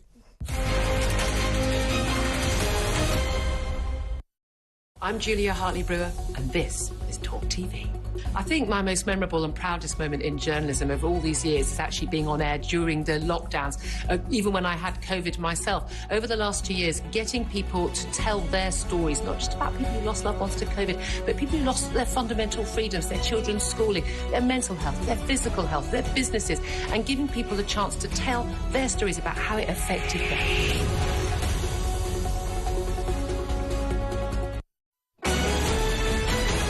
This is Talk TV News. Good morning, I'm Holly Hudson. Ukraine's president has heaped praise on his true friend and ally Boris Johnson as the Prime Minister enters his final few days in office. In an exclusive interview with The Times, Volodymyr Zelensky said he hoped for close relations with Johnson's successor and warned that Western fears over the cost of living are incomparable with the threat from Russia. The resilience of Ukraine is important for the world. You can't compare that with the energy crisis in the world, with this deficit, with this blackmail of Russia. You shouldn't compare this, because you have to realize what would happen. Well, 4 in 5 people in Britain do not believe the government is doing enough to ease the cost of living crisis. 81% want ministers to do more, and 86% say that soaring energy bills are among their top 3 most pressing issues, according to a poll for The Sun on Sunday. It comes as the country prepares to hear who will become the next Prime Minister tomorrow. Boris Johnson's successor and the new leader of the Tory party will be announced on Monday, taking over as Prime Minister on Tuesday. 3 sisters have died following what police called a violent and traumatic incident at a house in Dublin last night. The teenage girl and her 2 younger siblings were taken by ambulance to Children's Health Ireland in Crumlin, but all 3 were later pronounced dead. And Foo Fighters' Dave Grohl paid an emotional tribute to his brother and bandmate Taylor Hawkins at a concert in his memory last night. Grohl broke down in tears during the star-studded gig at Wembley Stadium, which featured Paul McCartney, Liam Gallagher, Queen and Sir Elton John, along with a special appearance from Hawkins' son. The drummer was found dead in a hotel room in Colombia this March. He was 50 years old. Sing and dance and laugh and cry so he could hear us right now. That's all for now. We'll have more in half an hour.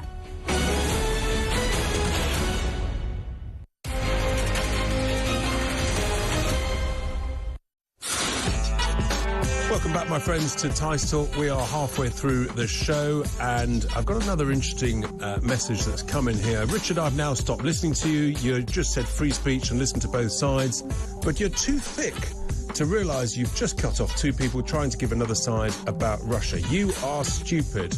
Well, you're absolutely entitled to your point of view, but I gave the point of view of the other side, which is that anybody who supports Putin supports brutal murder and invading another state and killing women, children and men across these across the whole of a country like Ukraine. Look, you can have that view if you want, but frankly, I've heard that view and I just don't want to entertain it. And I don't think 99.9% of this country want to entertain it.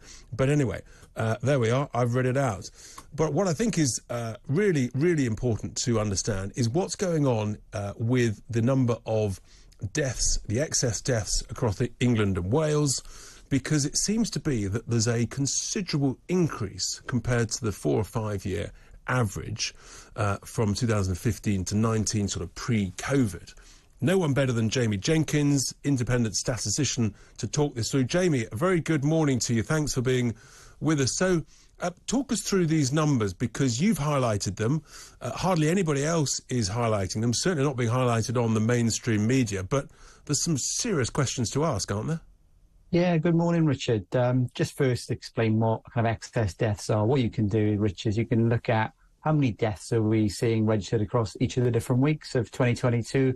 We also looked at it through the pandemic as well, and then compare that to the numbers that we saw before the pandemic, so 2015 to 2019, to see if we're seeing more deaths than what you would expect. Now, we are seeing more deaths than what you would expect across the country at the moment. Part of that, though, is explained by the fact that we've got kind of an ageing population. So we've got more older people now in 2022 on average across the population than what we had in the years 2015 to 2019. A big cohort of people born kind of after the Second World War, a starting with that 75, 76 age group. But if you control for that, take all of that out, look at the actual chance of dying in each of the different age groups before the pandemic, apply that to the current age group of the population, Rich, we are seeing this excess. So we've probably got about, since week 19 of this year, about 8,000 more deaths than we would expect. The most recent week that we've had, which is the data up to the middle of August, over 1,000 deaths more than what you would expect.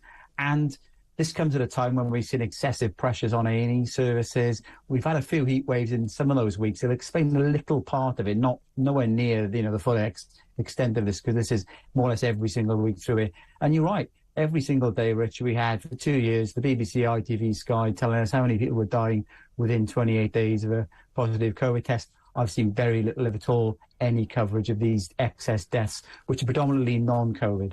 So just looking at that, and I think we've actually got a graph that we can put on the screen for people to see, which is looking at these numbers. There it is, and you can see, if you're watching this, that the orange columns above the white line shows the number of excess deaths. But you're talking about sort of 1,000 people a week above the average. And what's really troubling about these, Jamie, is the number of younger people below the age of about 60. Is that right? Yeah, so remember, we have had a recent kind of wave of Omicron across the country, so BA4, BA5, and that explains some of the excess that we've seen in some of the older people. But if you take all the COVID deaths out of the statistics, Richard, and then you look at the different age groups since week 19, we're seeing higher than expected deaths across those age groups, 30 to 59. And then the Office for Health Disparities, they publish a little dashboard that looks at some of the causes of death that we're seeing above expectation. And then we can start looking at those, and we're seeing higher than expected deaths linked to heart disease, diabetes as well. We do know that diabetes checks were kind of curtailed through the pandemic, and we have had an NHS report itself a few months back highlighting that we saw more deaths than we would expect from diabetes. And this does come at a time, Rich, where we've got record numbers of patients in hospital who are waiting to be discharged, but they can't be discharged because of factors such as not enough care in the community. People are perhaps going to A&E because they can't get GP appointments. And we've got ambulances now stuck outside of hospitals, Rich. And we do know that when ambulances are stuck outside hospitals and there's a delay in getting them into the hospital itself, that can increase the risk of mortality. So that in itself is sort of the shocking consequences of the just blockages all the way through the system, where, you know, delays in getting an ambulance to help someone, which can take, you know, an hour or more as opposed to a matter of sort of 10 or 15 minutes. We keep hearing that. So people could be dying early because they would have been, they would have been taken to hospital, they would have been saved. People are dying there, and then all the way through the system. I mean, it's catastrophic, isn't it? Well, I think it shows kind of the silo mentality of the NHS, because the GPs run their systems. If they kind of overstretch or not seeing patients, what happens is patients decide, well, I want to see somebody, you know, my health is important to me, I'll just rock up at the local A&E. So they do that. If you can't discharge patients at the back end because there's no care in the community, as an example there, what that means then is, Rich, you've got patients in A&E at the moment can't be transferred to the wider hospital. That means the ambulance turns up. And if the patient can't be then put into the main A&E, the ambulance can't leave the patient outside. The patient will stay on the ambulance. And what this means is that, you know, it's a matter of seconds that can save lives when it comes to those category 1 calls, you know, those emergency calls, those life-threatening calls. And they try and respond within about 7 to 8 minutes, but that's above average at the moment. So if you've got ambulances stuck outside, you have a heart attack or a stroke in the community, Rich, and then that ambulance turns up 30, 40, 50 seconds later than what it should do, those seconds can be the difference between life and death. And there seems to be a sort of deafening silence from the health secretary, the lead of the NHS, about this. I mean, this is really significant. During COVID, we had daily press conferences with the number of COVID deaths. But here we are, we've got huge numbers of excess deaths every single week. Silence. No, indeed. And you know, this should be talked about a lot more. This, you know, I haven't heard this come up once in any of the leadership hustings for the Tory party as well, because, you know, ultimately, Rich, every life matters. It's not just the COVID deaths that we've seen through the pandemic, you know. And one of the things we've seen since March 2020, Rich, is that practically every single week since then, we've been seeing more deaths at home than what you would expect through the pandemic. So we'll be talking a little bit about the hospital pressures. There will be some more deaths going on of people who have stayed at home, protected the NHS, chose not to burden the actual system itself. And the consequence of that has probably been some people sadly dying at home because of it. And we're already seeing now, Rich, we had the NHS last couple of weeks saying, don't come forward this winter to the A&E unless, you know, it's serious and you need to see somebody. People can't diagnose themselves at home. People need to be coming forward. I would say, you know, protect the NHS is one thing, but protect yourself is an important thing as well. Completely. You've got to see somebody if you've got a problem, I think, Rich. Absolutely right, and people should insist on it. And the whole point is the NHS is there to protect us. We're not there to protect the NHS. Jamie, thank you so much for those thoughts. We will keep in touch and keep people appraised, because that is absolutely vital. That was Jamie Jenkins, formerly head of health stats at the ONS. He knows a thing or two. Meanwhile, loads of tweets coming in. He can't really keep up with them. But one here which says, "Hi, Richard, I agree with Andrew Montfort, all he had to say about renewable energy, but surely the same scenario would play out with fracking. It would not lower costs and would be driven by profit. Actually, you can force that the gas domestically that we produce is sold here domestically. That's what happens in the States. That's why their gas prices are much, much lower. That's what needs to happen. And if you increase the supply of something, then hey presto, guess what? Yes, the price of it comes down. It's basic economics." But thanks very much for that message. Lots coming back.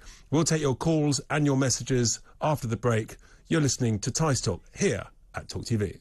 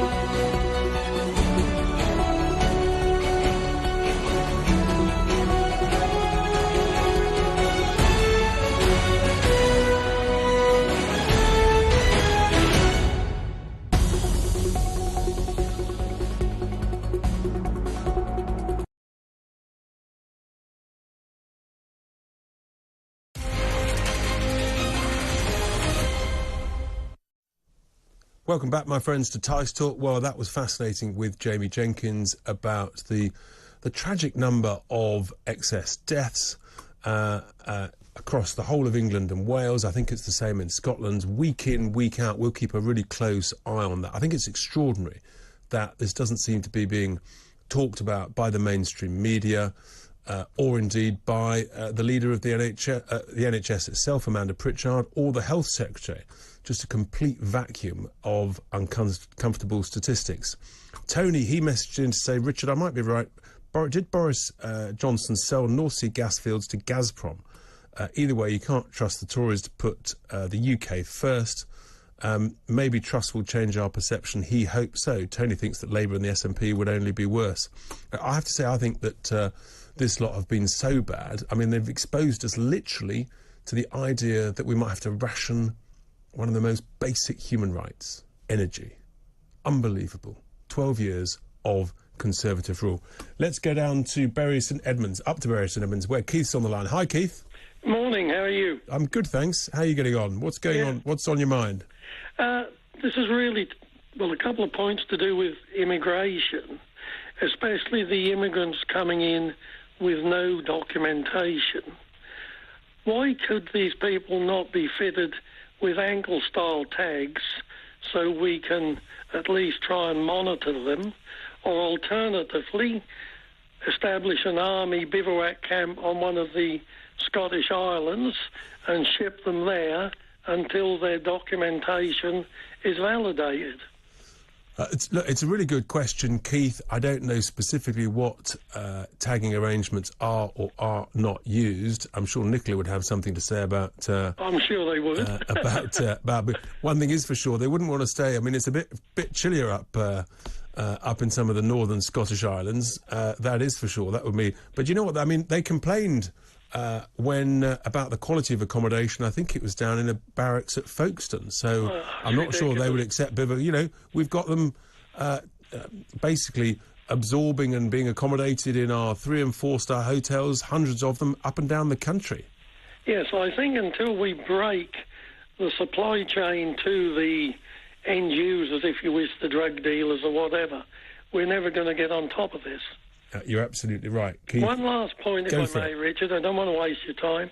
Regarding energy, perhaps this would be a time to bring in waste-to-energy plants where we can actually burn waste to provide energy, reduce the landfill waste stream, and rely less and less on fuel to produce a relevant amount of energy.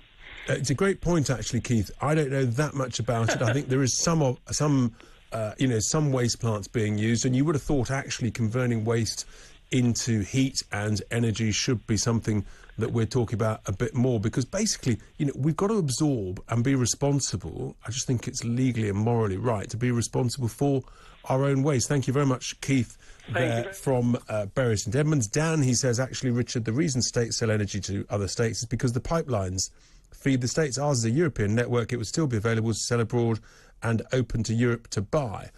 That is true unless you actually say to the energy producers, the gas producers, you can only sell to your domestic market. We're in a global energy war, and I believe that means the government needs to adopt a warlike solution and say to the generators, you either sell to the domestic market or you will be nationalised.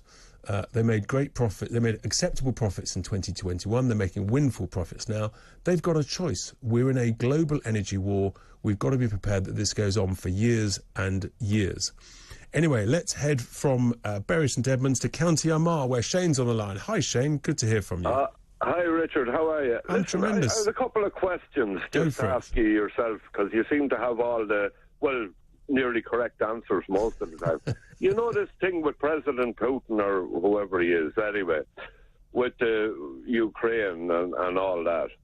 Now, didn't Putin come out and say that if he got a written guarantee from all the countries that Ukraine would never join NATO and they would never join the European Union, didn't he say that he would withdraw from the country? Well, that was always, I think, subject to some question and some doubt. But equally, you know, bluntly, why should Ukraine or the West have to give that commitment to someone? Well, it would if anything at all would stop the war and save a few lives. I think that the man should be sat down and talked to about it. Because it was him said it, not us. Well, allegedly, would you have trusted him to keep to his word? To be quite honest, now I watched Russia Today as it was taken off the air. And there was an estimated 14,000 people buried, and they had 2 coroners and 1 reporter from America and another reporter. And the first 5 bodies they took out were beheaded because there were Russian-speaking people in the Donbass area. And that's why he called them Nazis, and that's why he went in there. In my opinion now, I don't know. I'm only throwing that out there. Like, I've seen that on the TV. Yeah, I mean, look, but the point is, though, that you haven't got the right to essentially bully another sovereign nation as to what it chooses to do. Yeah. That's really the point. So why should? But the thing is, could we not Ukraine talk to the man? Well, could we not send out Germany, Italy, France? But if you remember, Shane, if you remember, various leaders, including President Macron, he went to Moscow a number of times. Liz Truss tried to. There were all sorts of people who tried to negotiate, but it was pretty clear he was on a certain path. And it's better than Boris going with cap in hand to the Saudis, right? They have a terrible regime out there. Well, their human rights abuses is a whole different ballgame. Likewise, Qatar, and of course we've got the World Cup in Qatar this winter. But surprise, where do we get most of our liquefied natural gas from? Well, I have no idea. I'll tell you. I love talking to you. You know everything. It's Qatar. And that tells you a story. We need their gas. But Boris did go to Saudi and he came back with a rather empty cap. Anyway, Shane, great call. Yeah. Thank you very much indeed. We've just got time to go to Steve, who is in Kent. Hi, Steve. If you're there, Steve, it's not coming through. The guys will try and get Steve back on the line. But meanwhile, we've got a couple of tweets and messages coming in here. Richard, yes, 3 Turkish barbers have appeared over 6 months in a local town next to me. And they are the illegal migrants abscond into society, scooped up and forced into car wash teams, sweatshops. This is what is going on. It is literally modern-day slavery and trafficking. So there we are. And a couple of tweets just come in about the excess deaths point of view. I mean, there are basically 2 channels. There's ourselves that has talked about it. GB News have talked about it. I'm not aware of anybody else talking about it. And the causes of these excess deaths have got to be examined. Is it heart? Is it diabetes? Is there any relation? What may or may not be any harms related to vaccines? All of this needs understanding so that we've got the information. That is absolutely vital. And there seems to be no one really, in a leadership point of view, willing to debate it. I'm just seeing if we've got Roy on the line from Derby. Hi, Roy. Morning, Richard. You all right? I'm good. How are you? I'm very good, mate. I'm very good. I said to your researcher, I might be a bit thick. Obviously I'm not as clever as the political class as they make out. I'm sure you're not, but I've been called stupid and thick already on the show this morning. But there we are. Keep going, Roy. Can somebody just please tell me that, is it me just being stupid, but is there any chance that there's too many people on this crowded little island and all we are doing is adding to it day in, day out, day in, day out? Now, the case in point is, when I left school many years ago in 1981, there was 51 million people in this country. There's now basically 69. So that's 18 million in 40 years. What I'd like to know is, every now and then you have this loony lefty that comes on that defends the migrants coming over, saying, they're escaping persecution from war-torn France, etc., etc. But can he come on and explain to me that if we carry on at this current rate, how this country is going to cope with the NHS, with schools, with the infrastructure, with absolutely everything? If we carry on at this current rate, we've got 87 million people here in 40 years' time. Thankfully, I won't be here, I'll be gone. Now, look, it's a great question, Roy, and we are one of the most densely populated nations, certainly in Europe. and indeed in the world. And in a sense, you could argue on one side of the coin, you could say, well, we've got the money to invest in the infrastructure and the training and the people so that we can accommodate more people. But if you argue that side of the coin, you have got to make that upfront investment in training and building in more infrastructure. Otherwise, as you say, you get all the pressures. If you grow the population without building the infrastructure, you end up where we are, which is in a terrible pickle. But the thing is, Richard, can this island really cope with the way we're going? Even if we've got the infrastructure, can this island really cope? Because I don't think it can. As far as I'm concerned, I know people will say, oh, you're a racist, you're this, you're that and the other. But in my eyes, and I'm being dead honest with you, we've got enough now. I think we are at capacity now. And I think we can't take any more. But we just keep adding to it and adding to it and adding to it. And it's like I say, I call him the loony lefty that keeps coming on and defending the migrants. These people make me laugh because these are the first that'll moan when they can't get an ambulance to turn up. Completely. They're the first to moan when they can't get the kid into a school. And I just think it's madness. No, Roy, absolute madness. Look, you're absolutely right. It's a serious question. There should be a proper national debate about it, because the reality is, if you measure our economic growth per person, per head, it's hardly grown at all in the last 15 years when you've had that population growth. Roy, I've got to go to the news, but thanks, great call. Look, that is a really important point. On the one hand, yes, if you're going to take more people, you've got to prepare for it. The infrastructure, the doctors, the hospitals, the schools, the homes. We haven't done that. And that's why we're in the pickle we're in. Coming up after the news, we're going to have in the studio the great co-founder of Fair Fuel UK, Howard Cox. It'll be Talk Gear. We'll be talking about all the issues. We'll take your calls as well with Howard. Stay with us. It's Tice Talk.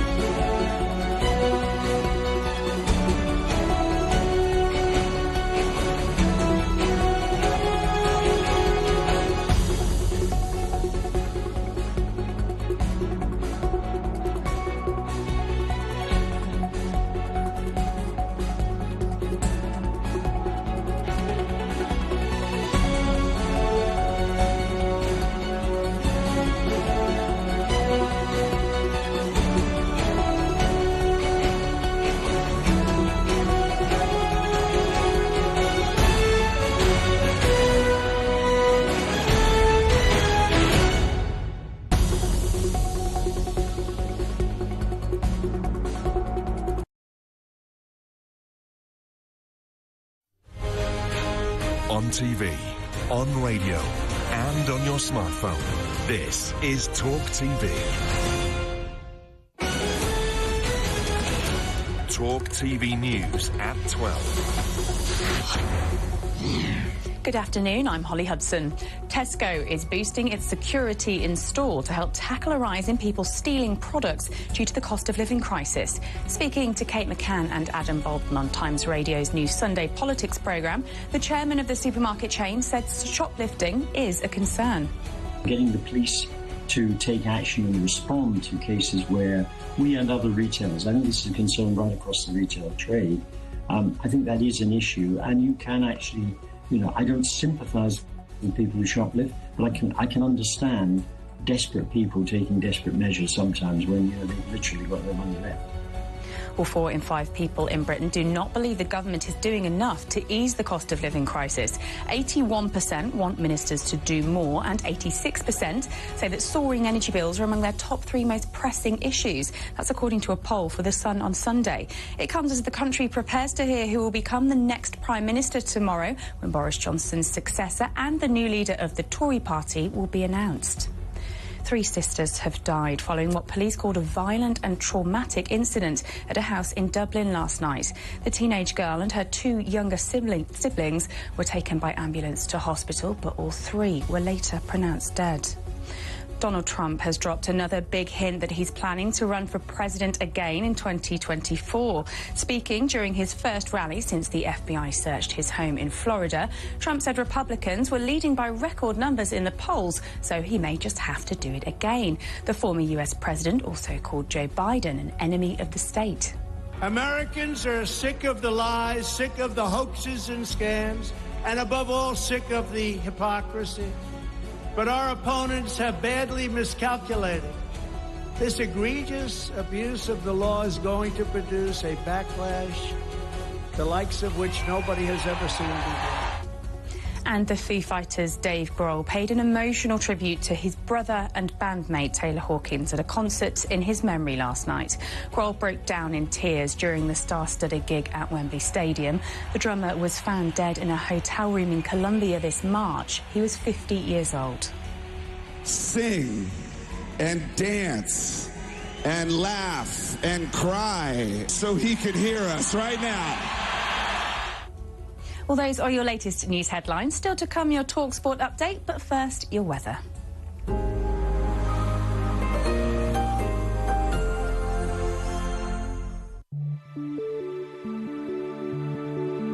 Times Food and Drink sponsors Talk TV weather.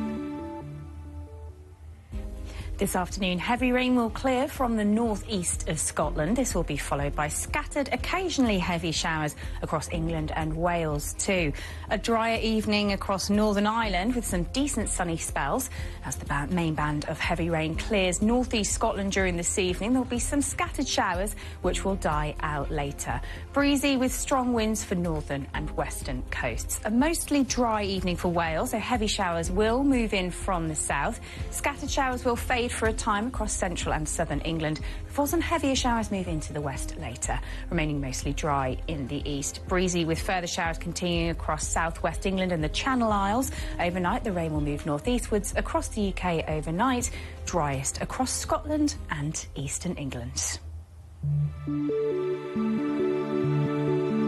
Times Food and Drink sponsors Talk TV weather.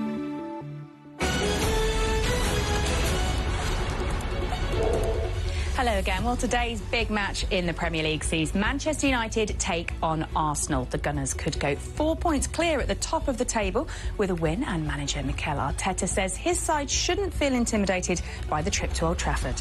I wouldn't like any of our players feeling that way because they are good enough to go there and win the match, and I think we have the belief that that can happen. If not, it's better to stay at home. Well, United could give a debut to £82 million deadline day signing Antony. He's one of 3 Dutch players brought in by new manager Erik ten Hag. He spent nearly £250 million in the summer transfer window. He thinks his new signings will have no problem adapting to English football. The players who we signed are internationals for the countries. The second is that they perform really well in the Champions League. And the third also look in the individual skills. They are capable of playing in high-intensity football. And in the tennis, Cam Norrie is through to the fourth round of the US Open for the first time in his career. The British #1 beat Denmark's Holger Rune in straight sets at Flushing Meadows. Norrie has yet to drop a set and will play 9th seed Andrei Rublev next. That's all for now. I'll be back with more in half an hour.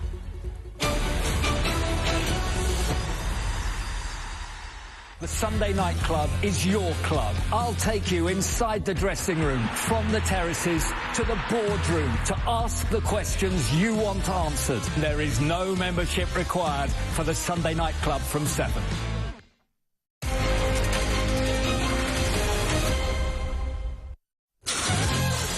Welcome back and good afternoon and welcome to Tice Talk, of course, and we certainly have stirred up a few people this Sunday. We've had lots of support, we've had a bit of abuse, I've been called thick and stupid, but there we are.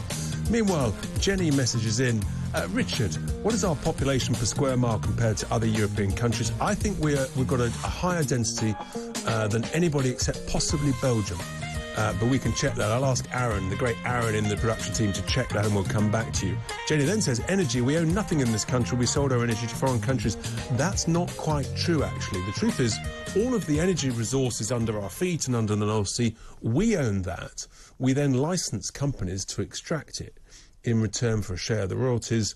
The issue is that way back when North Sea oil and gas was first extracted, we didn't do the smart thing, which is what Norway did, which was to create a sovereign wealth fund.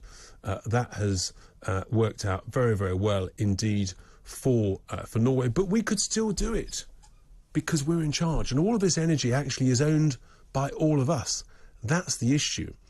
If our governments are foolish enough to let foreign investors, foreign developers, essentially take all the profits, and for us not to have a stake in it, then they've let us down very, very badly. And that's why I think with shale gas, if Liz Truss, if she wins this election, if she's the Prime Minister, and if she does progress shale gas, as I hope she does, then we've got to make sure that we, the people, get more than our fair share of what we own. Anyway, talking of energy, because energy is converted into fuel, and fuel is vital, and cheap fuel is vital, I'm delighted to be joined in the studio now by Howard Cox, the hard-working founder of the Fair Fuel UK campaign. Howard, a very good afternoon. Thanks for joining me. And if anybody's got any questions for Howard, he's more important than ever at the moment, actually, because he's just put forward a manifesto to the incoming Prime Minister. So if you've got any questions for Howard, on anything whatsoever, please do give us a call, 0344 499 1000, and hopefully you'll get through pretty quickly so that we can take advantage of Howard's wisdom on this matter. So great, good afternoon. I know you've been busy, you've had articles everywhere, you've been speaking to ministers, to MPs, you must be exhausted, but you've got a sort of manifesto, haven't you, on behalf of the motorists that you've put to the two candidates. Tell us about this.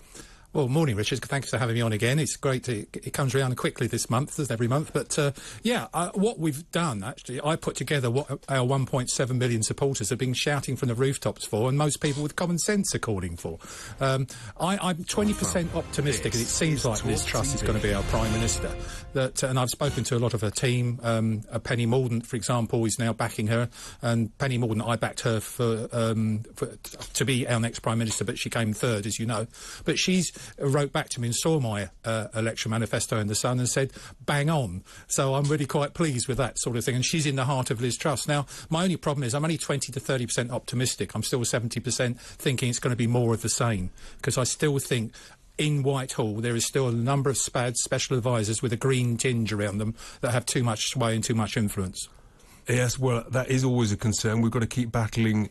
So let's just run through this manifesto, because I think that there's some really interesting points here. And in fairness, Liz Truss, the first thing you talked about was about smart motorways. Yeah, she did. I mean, at her hustings in London last week, she was actually asked a question about smart motorways, and I was really impressed with the fact they've got to go. She said she was quite blunt about that. When she also the follow-up question from the questionnaire person who actually put the question. Sorry, he also said, "Well, can you actually take off speed limits completely?" I don't support that. I think that's madness in this country. We're talking about density of traffic and congestion in this country. You can't have people doing 120, 130 in the outside lane. I'm all for, under good conditions, good road conditions, good visibility and not too much traffic, for putting up to 80 mile an hour, which is what's is across most of Europe. And that makes sense. But the most important thing is to get rid of smart motorways. And what did... was Rishi Sunak asked the same question? I don't think so. I haven't heard him come back on that. The only thing he's actually agreed with Liz, I think, is actually fracking. That we should start fracking, but obviously with local permission, local support. I mean, certainly everything I've read and heard, actually, smart motorways has been a disastrous experiment and should be got rid of. It was one of those classic things where you can be penny wise and pound foolish in terms of the investment. The government will use it as a cheap way of creating more space on the motorways. And some haulage companies actually like them because there are 4 lanes for them to take up. But having a 40-ton truck bearing down on you, you've broken down, and you're in the slow lane, you can't get out of it. I'm sorry, that's ridiculous. There's no common sense there whatsoever. No common sense whatsoever. And the speed limit point I touched on actually last week, it was really just about motorways. Yeah. Yes. And that she was prepared to look at it as opposed to in other areas. So what else is in your manifesto? Where are you on these ultra-low emission zones, both in London and being talked about elsewhere? Well, they're just cash-grabbing, idealistic sort of projects put together by local authorities, in this case here by Sadiq Khan. They don't gain anything. I mean, our emissions haven't changed hardly at all. All they have done is probably create more emissions in certain areas because they've created congestions, along with the cycle lanes taking half the roads up. The thing we've got to have is actually get traffic moving. And if ever I got involved with actually a transport advice, I would actually, that'd be my prime focus, is get our traffic moving. That's the most important thing in this country. Just going back to that speed limit thing, there was one thing that we found out, that if you actually increase for hauliers going up about a mile or 2 miles per hour, they can actually save 650,000 man-hours a year. Wow. That sort of statistic, and that's the sort of thing. But what we're doing is slowing down traffic, slowing down communication, and all the sorts of things that people are really, they're enraged. And of course, if you slow things down, that actually it reduces productivity, it increases costs, everything which is against everything we want. Whilst you have been talking there, a message has come in, which I'll get to in a second, actually, from Rita about carers. So ultra-low emission zones we want to get rid of, quite rightly. I mean, I think they're just a cash cow. And then you've got the low traffic neighbourhoods. That's also part of your manifesto. Well, I actually say tear those down. It's ridiculous. And they were put in sort of temporarily during the COVID crisis. That's the sort of thing we had there, but they're still here. And I just don't understand the logic behind this, because everyone, a taxpayer up in Edinburgh in Scotland is paying for low traffic networks down here in London. We didn't ask for that sort of thing. And what's it do? It's just making it happy for a few people that, you know, for the benefit of not having an internal combustion engine going past their house. And causing more blockages. We've got John on the line from Liverpool. Good afternoon, John. Hi, have you got a question for Howard? Hello, Howard. One of the main objections with fracking in the past has been the supposed earthquake situation.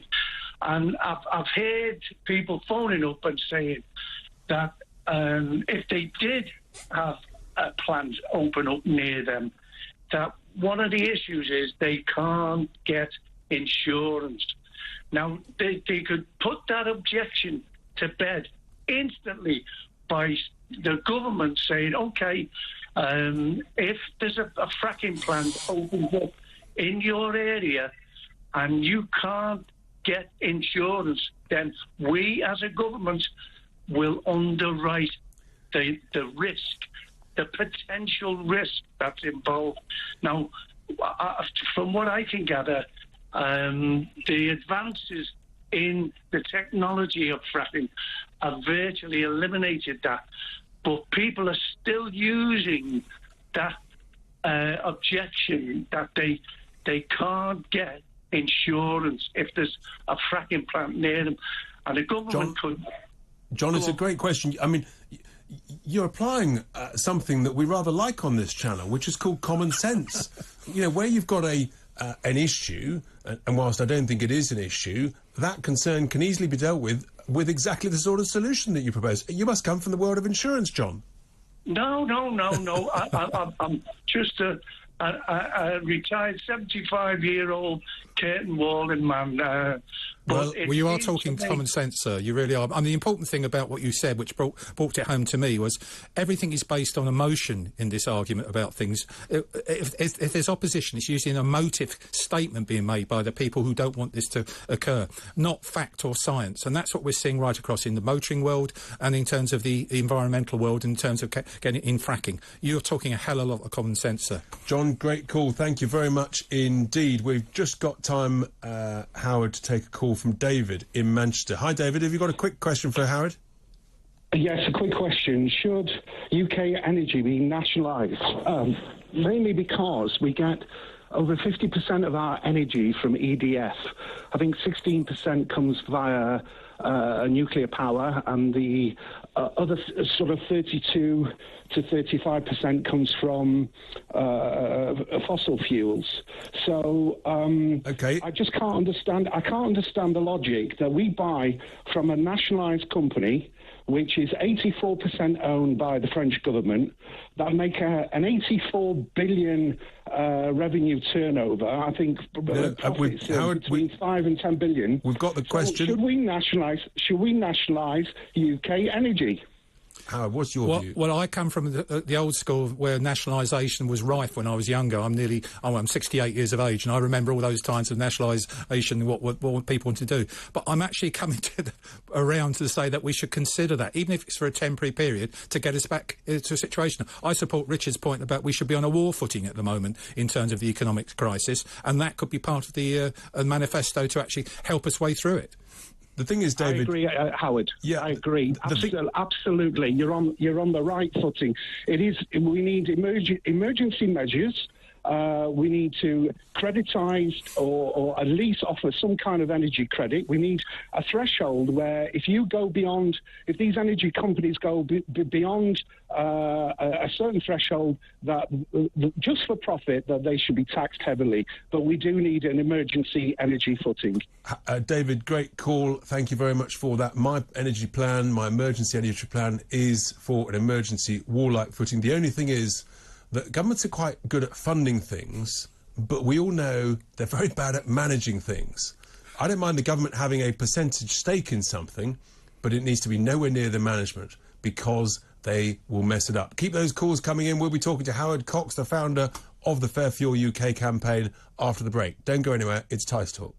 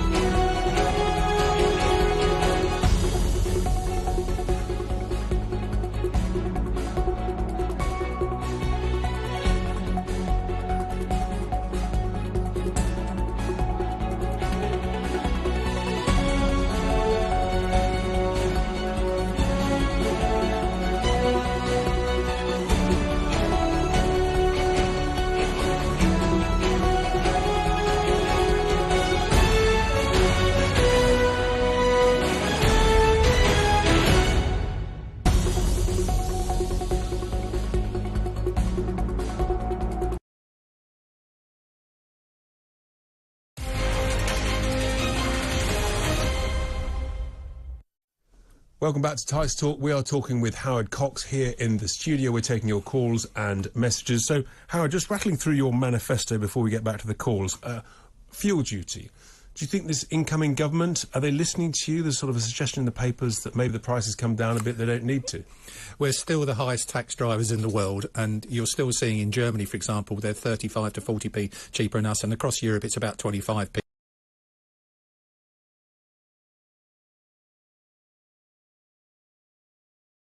Well, no, Richard, no, all your listeners know, lower fuel costs cut inflation. They cut inflation and create growth, creates more activity, which is absolutely vital. You mentioned before Pump Watch.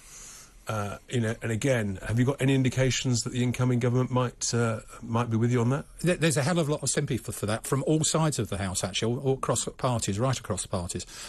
Yes, I'm optimistic something will come with the incredible voice of Robert Halfon MP, who's actually shouting from the rooftops for that with Craig McKinley. I think there's a good chance. I don't know whether it's going to have teeth, but I think there might be an independent body actually monitoring how pump prices are arrived at. OK, great. Thank you for that. We're going to head quickly west to Mark. Mark, is it Mark or Mac on the line? Hi there. Have you got a quick question for Howard?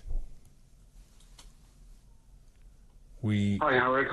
Hi there. Yeah, go for it, Mark. Right, OK, briefly, on a live example, I'm currently in a position of buying an electric vehicle, and I'm about to cancel it because it's proving easily now that diesel is going to be cheaper than electric, specifically in Bristol, as they are the car-hating capital of the UK. Yeah, well, you're definitely not going to buy the electric vehicle because can I just say for the listeners and the viewers, I'm actually pro-electric vehicles. It's a bit of it, but I just don't think we should be forced into it. And obviously, in fact, this is an exclusive on here for Richard's show. Is that in the next 2 weeks we're producing a report actually from cradle to grave, the comparison between electric vehicles and internal combustion engine, diesel and petrol in terms of emissions. And I'm afraid it doesn't look very good. We've heard the stories about you have to drive 80,000 miles in an electric vehicle, 50 to 80,000 miles before you actually realise suddenly you're helping the environment because of the production, the getting rid of batteries, etc., the whole of aspect of recycling and weight of the vehicle in terms of that, the batteries and things like that, buying a new battery, replacing a battery, all those sorts of things. I'm talking to Richard because he drives an electric vehicle. I know he does, and he loves it. I've got a cost of my electric van of 51 pence a mile against a diesel of 41 pence a mile, and that's with every single cost built into it.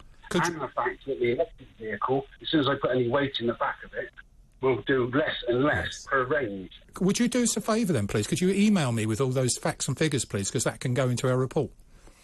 Mark, Mark, fantastic, Mark.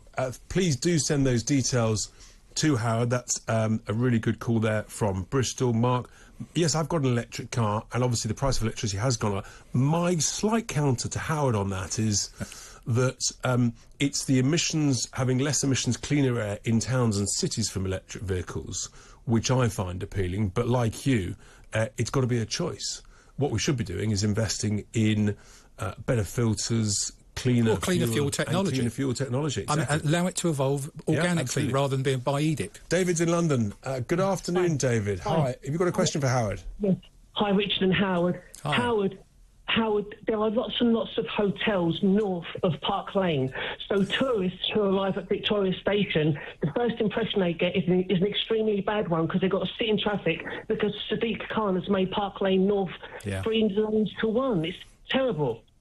You're absolutely right. I mean, the whole of London is it's a gridlock. I think it used to be something like the average speed across London about 15 years to 20 years ago was around about 20 to 25. It's now below 8 miles an hour, the average speed. But Howard, Sadiq Khan has made the north side of Park Lane 3 lanes to 1. It's causing it's real headaches and stress to passengers as well as drivers. And tourists are getting a really bad impression. Are you going to say that to the government? I am saying this to the government already, and also saying it to Sadiq Khan and to Transport for London. And I've been fighting like mad. I welcome you. Please sign up to Fairfield UK, my friend, and help me. David, great call. Thank you very much. He's absolutely right. This goes on all up and down the country, that there are far too many people, far too many areas where essentially sort of traffic is being unnecessarily slowed down, and that's impacting on productivity. It's leading to more jams.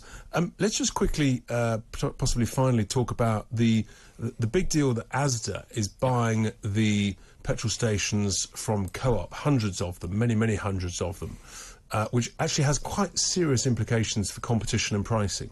Well, as you know, up until about a couple of years ago, we always looked at supermarkets to keep pump prices down. We looked at them, certainly Asda was one of the first, followed by Morrison's, and usually Tesco and the rest, Sainsbury's, used to follow suit. They used to be 4, 5, 6, 10p less than the independents.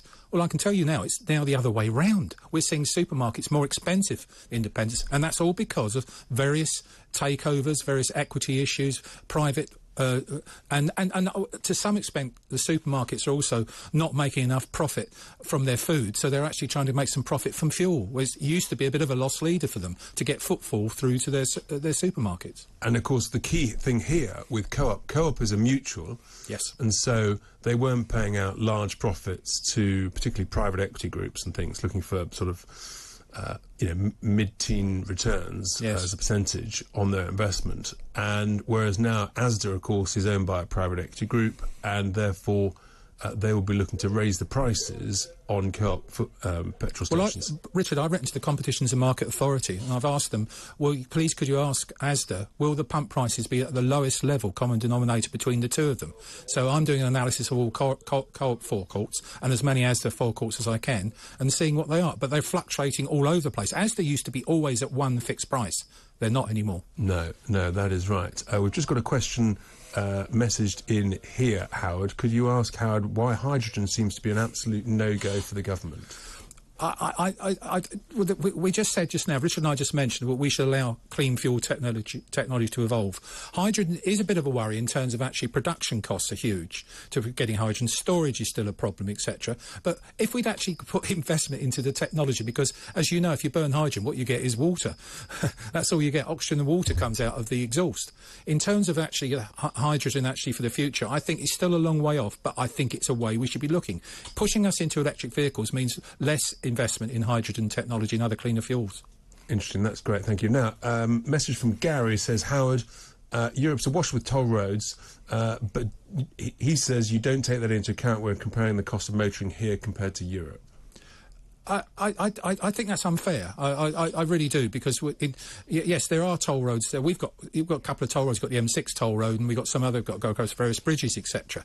I'm not sure what we should be doing in terms of actually future taxation. If we go the electric vehicle route, we're going to lose £28 billion of fuel duty revenue. Somehow they've got to get that in, because the fourth to fifth largest income to the Treasury is regularly given to the Chancellor by drivers. Yeah, that's right. With the growth in electric vehicles, it's a whole different ballgame. Howard, time is against us. Thank you so much for coming into the studio. That's fascinating. Howard will be back in a month to talk about more on Talk Gear. Don't go anywhere. After the break, we're going to be talking to Craig Bannister at CNS News. Some good climate news, folks. Don't go anywhere. You only hear that here on Tice Talk.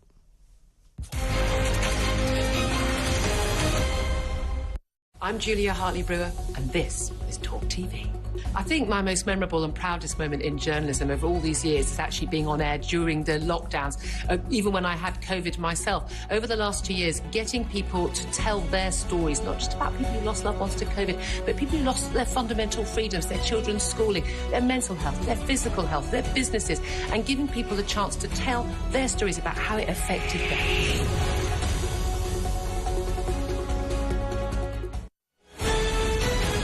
This is Talk TV News. Good afternoon, I'm Holly Hudson. Tesco is boosting its security in store to help tackle a rise in people stealing products due to the cost of living crisis. Speaking to Kate McCann and Adam Bolton on Times Radio's new Sunday Politics programme, the chairman of the supermarket chain said shoplifting is a concern. Getting the police to take action and respond to cases where we and other retailers, I think this is a concern right across the retail trade. I think that is an issue, and you can actually, I don't sympathise with people who shoplift, but I can understand desperate people taking desperate measures sometimes when they've literally got no money left. Well, the comments from the Tesco chief come as the Times reports police across the country are getting ready for an increase in crime, breakdown in public order and even corruption this winter due to the cost of living crisis. A leaked national strategy paper has shown police chiefs are drawing up emergency proposals and are increasingly worried about the impact of economic turmoil and financial instability. 4 in 5 people in Britain don't believe the government is doing enough to ease the cost of living crisis. 81% want ministers to do more, and 86% say that soaring energy bills are among their top 3 most pressing issues. That's according to a poll for The Sun on Sunday. It comes as the country prepares to hear who will become the next Prime Minister tomorrow, when Boris Johnson's successor and the new leader of the Tory party will be announced. 3 sisters have died following what police called a violent and traumatic incident at a house in Dublin last night. The teenage girl and her 2 younger siblings were taken by ambulance to hospital, but all 3 were later pronounced dead. That's all for now. We'll have more in half an hour.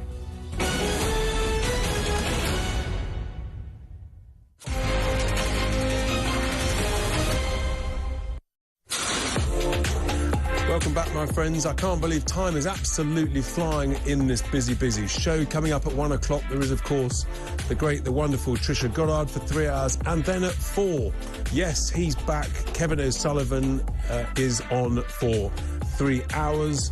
Already there are messages coming in. People looking forward to hearing him. You know, who will give lots of interesting views and comment. And then, of course, at 7, it is Mark Saggers. Now, sometimes, despite all the doom and gloom about climate and, you know, the world's going to end, you rarely hear good news. But the truth is, there is actually quite a lot of good news out there. I spoke a few weeks ago about the good news that the Great Barrier Reef has got record levels of coral growth, despite the doomsters 5 years ago saying it was permanently damaged forever. There's other good news in the Pacific about other reefs, which is encouraging. But I also thought it was interesting picking up on what's going on in the States, because it's hurricane season in the United States. It happens every year. And, of course, some of the forecast is, oh, it's going to be the worst year ever. Watch out. Be scared. There's a catastrophe coming down the corner. But maybe that's not the case. So I'm delighted to be joined now by Craig Bannister of CNS News, who's been looking at this and the current forecasts in the US, what's really going on with the hurricane season. Craig, a very good afternoon to you. Well, it's my afternoon. I think it's your bright and early morning. Yes, indeed. Thanks for joining us on Tice Talk. So you wrote a couple of days ago about the hurricane season and how actually this year, against all the forecasts from people like the National Oceanic Atmospheric Administration, that the real number of hurricanes and storms is way lower than the average and the forecast. What's going on?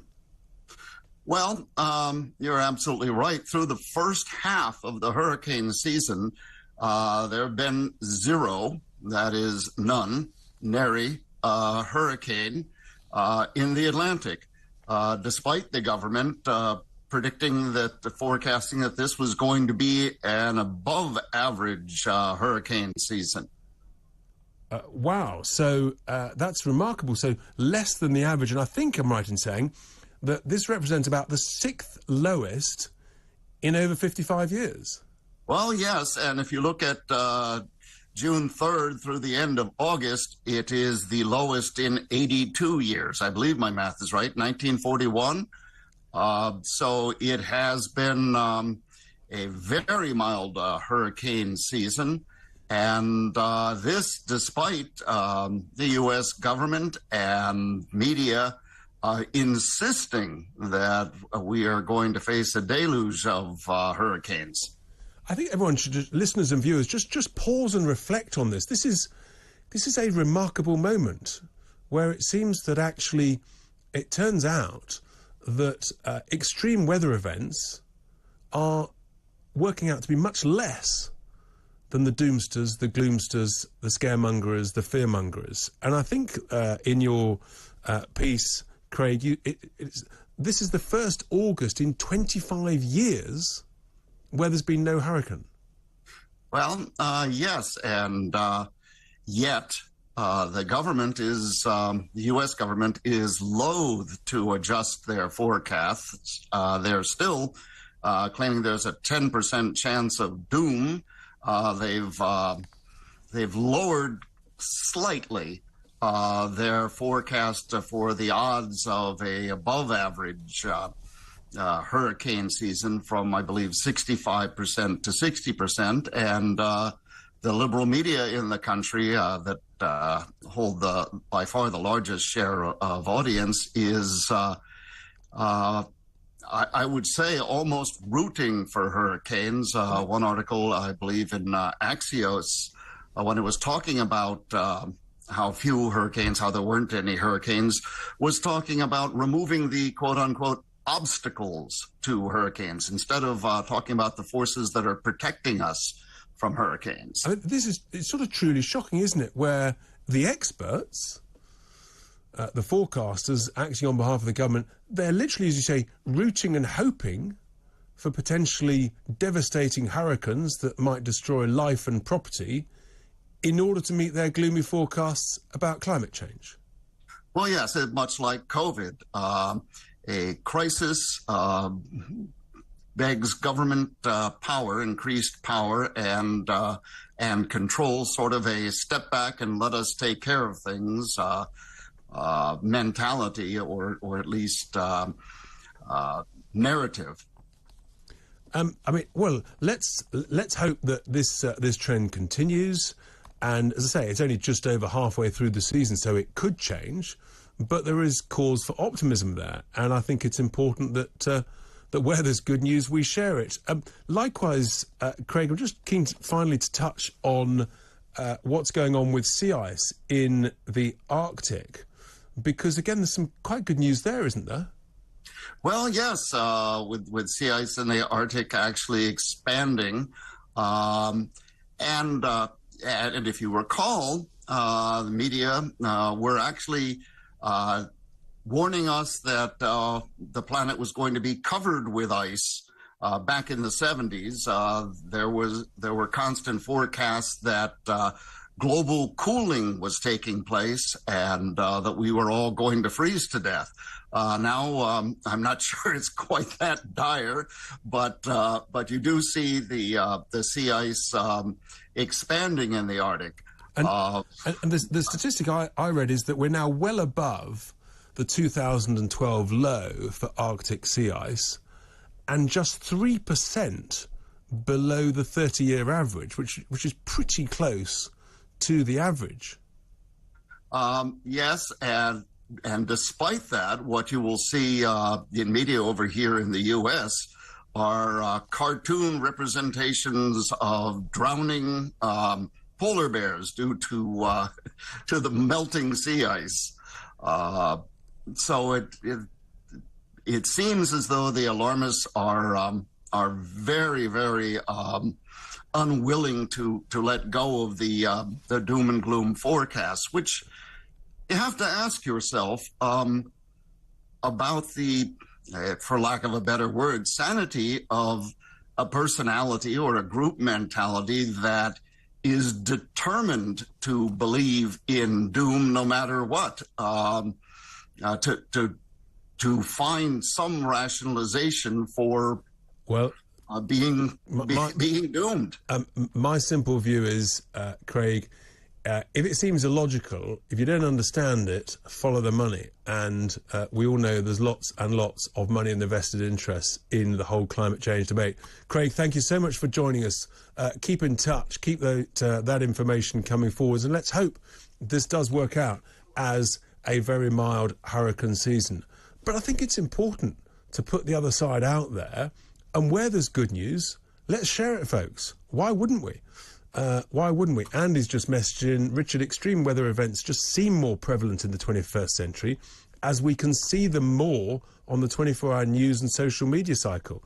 Whereas 20 years ago, they may have been just sort of stuck in the middle of a newspaper. It's a really, really good point, Andy. But I think it's important that, we actually look at the evidence.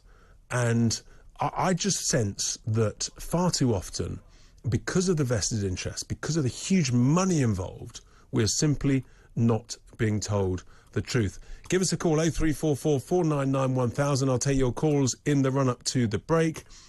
We are getting loads of messages in and comments and thoughts. Don't go anywhere. Stay with us.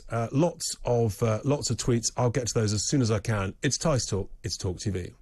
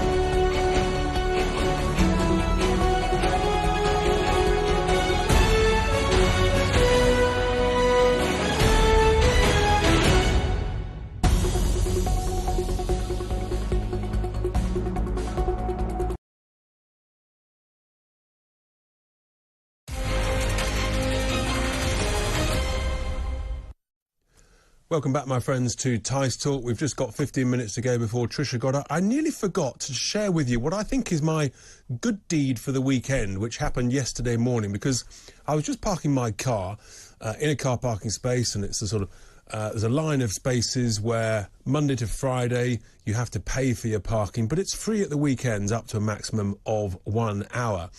And I was slightly surprised to see a traffic warden there looking very intently at the other cars. And he was starting to issue tickets. And I looked again at the sign just to double check I hadn't got this wrong. I looked again, and sure enough, no, it was Monday to Friday. And yet I was there on Saturday morning. And so I said to him, I said, what are you doing, issuing tickets? He said, well, they haven't bought a ticket. I said, well, you don't need to on a Saturday. He looked at the sign. I looked at the sign. He looked at me. I looked at him. He looked at the sign. And eventually the penny dropped with him. He'd got it wrong. He'd issued 5 tickets. And I was delighted. I said, well, you better de-issue them. And he looked at me again, and I looked at him, and sure enough, he had to go round and he lifted all 5 tickets off the cars that he'd issued them. So the lesson there is they can actually de-issue tickets once they've issued them. I'll come back to that next week. Let's quickly head to Manchester, where Richard's on the line. Hi, Richard. Oh, good morning, sir. Thank you very much indeed for taking my call. How are you? What's on your mind? I'm all right. Well, there's a lot on my mind at the moment, Richard, with regards to what is happening with the government and so on. And I'm looking forward to you and Nigel getting stuck in with the Reform Party and hopefully 17.4 million people We're doing our stick best to the guns and we'll do something about a lot of things. But Boris has gone now. He did his job, got us out of the EU, or partly got us out of the EU. I'm just hoping that Truss, you know, if she is elected, will do the business and, you know, get us completely out of it, sort the Irish problem out. Everybody, the world and his brother has been against us, Richard. Don't you agree on that? There's no question that the establishment, the Ramoniacs, have been massively against. Boris saw that with chunks of his Conservative Party. And look, in a sense, someone else said, you know, don't give Liz Truss a hard time if she wins. And of course, it could still be sooner. Look, we're in such a crisis. Let's hope that if it's Liz Truss, that she shows real courage and resolve and surrounds herself with brilliant people, and that they do bold, radical things like my emergency energy plan and get us out of this mess. So look, I want them to do well, but I'm also a pragmatist, and you know, they've got a really, really massive uphill battle. But if I may say, Richard, since Mrs. May, you know, she was in power for a long time. She did absolutely nothing, and I mean nothing. We had Blair before her, who was not a socialist. He was a conservative, and he did his own thing. And then we came up to Boris, who was given by you and Nigel Farage an 80-seat majority, and I thought, oh, he's going to do it. But do you think that the governments of today are so powerful that they can call on anybody at any time to go against the system and keep us all in the dark and do whatever they want to do? Because that's the way I feel today, Richard. And if you allow me to have some sort of a freedom of speech, that's exactly what I would say to the whole country. We cannot let them stop us having free speech. You're so right, Richard, on the free speech point of view, and you're so right about, look, running a country is difficult. No one's saying it's easy, but it requires courage, determination, robust focus, and, you know, there are barriers and hurdles put in your way. You've bluntly got to make it very clear to the civil servants that you are the elected representative. They're there to carry out the will of the people, and if they don't want to do that, then rather than blocking it, frankly, get out of the way, go and get a different job, because the people want this done. Great call, Richard. Thank you very much indeed for that. Lots of messages coming in. One here saying comforting news on the climate improvements. And I've just given a couple of examples. But if I'm finding those, I suspect there's other examples out there. For example, polar bears. Someone's just messaging, polar bears became a global warming icon, with the biologists promoting sort of doom and gloom since 1999. But it hasn't happened. Actually, polar bear numbers are remarkably healthy, remarkably positive. You don't hear that from anybody else, do you? Let's go to Manchester, where Don's on the line. Hi, Don. Good afternoon, Richard. Good afternoon. Hi, how you doing? What's on your mind? Well, you've been talking about the rip-off of the energy, yes, the windmills, etc. And I want to talk about the solar panel rip-offs that we had. Years ago, several years, 8 years or so, the companies came round and they insulated the houses with loft insulation, cavity wall insulation, and spoke to us about solar panels on the roof that they would fit for free. Yes. And then we would get some sort of, if you like, a discount on our electricity. We were told, how right it is I don't know, that through the day we would virtually get free electricity, and then we'd only pay for the electricity at the night time. That's what we were told. But now the government seems to have stopped that several years ago, and now I've got these solar panels on the roof. They've rented the roof for 25 years, basically, and we get absolutely nothing back from them. And I think it's a rip-off. I think we've been, in effect, mis-sold those things, and I think there's something that should be brought to notice. People should be told about it. Don, well, that's fantastic that you've brought that to my attention, and I know that there were some very long-term contracts like that done. You may or may not be part of the feed-in tariff, but certainly you should look at the original contract, because that should dictate Don, the financial situation, I would imagine, over the whole lifetime of the contract, whether it's 25 years. So I'd be surprised if it changes unless there's something in the contract that says after 10 or 15 years it changes the rate. So you should have a really good look at that because, you know, these things, you know, sometimes the devil's in the detail of the contract, isn't it? Well, we did get in touch with our electricity provider, and we said to them, you know, that we've got solar panels on, and they just said, "Oh no, you don't get anything for that anymore. You don't get a bean." Yeah, well, so, I don't know. I'll have to dig the contract out. I'll tell you what, I'm going to put a shout out to anybody else that's listening or watching who's got some, whether you've got your own personal experience or you know anything about this, to send a message in, and then we can, you know, we can look at that and talk about it at a later show, Don. Great call. Thank you very much. Great question. Really, really important. I don't like customers being ripped off by the big corporates. Let's go down to Chelmsford where Dave's on the line. Hi, Dave. Hi, Richard. Just quickly, I did a Freedom of Information inquiry, was told that Serco, who do all the hotels for our wonderful illegal immigrants, have applied for a 40% increase because of fuel and other charges that the hotels are going to be increasing. And I just can't believe it. We're letting our poor old pensioners suffer, worry their minds out, and yet the first we're looking after is the illegal immigrants. Wonderful country, isn't it? Dave, that's fascinating. I haven't heard that. So you've got a Freedom of Information response from the government. I didn't believe I'd get it. Well, that's fascinating. But you're saying that Serco have applied for a 40% increase on the tariffs that they're being charged, the daily rate, right? And does it say whether or not they've been granted that? No, but it you know, the fact that it's like a negotiating tactic, doesn't it, Dave? You know, ask for 40 and get 20, 25. Follow the money. Yeah, exactly. I mean, the country's going down the tubes. It's unbelievable. Well, I'm still an optimist. Look, it's not good, but I'm always the optimist. Maybe I'm naive, but I want to hope for better, Dave. You know, we've got to battle on. Yeah, I do, but, you know, every day something turns up that, you know, I think they sit around the table and say, what next can we do that will be unbelievable?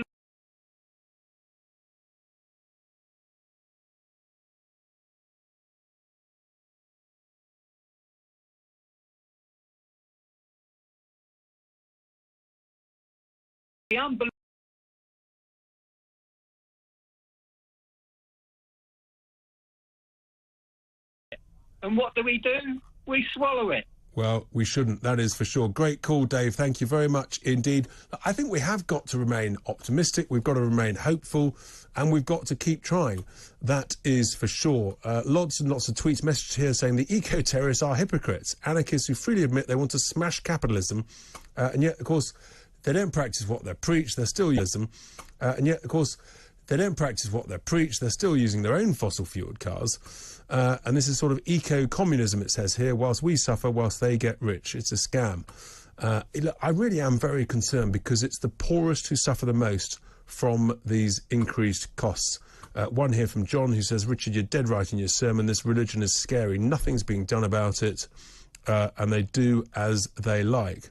Simply unacceptable.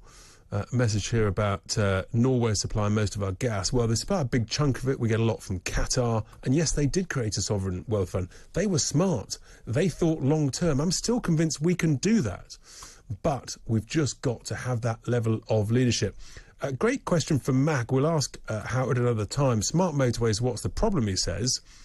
Because are the, hard shoulders on dual carriageways? Well, there aren't, but there's many more set-off points and exits. Anyway, there we are. It's been a great show. Lots going on. Lots of messages and tweets coming in. We are just almost out of time, and the great Trisha Goddard is at the end of the line. Hi there, Trisha. How are you?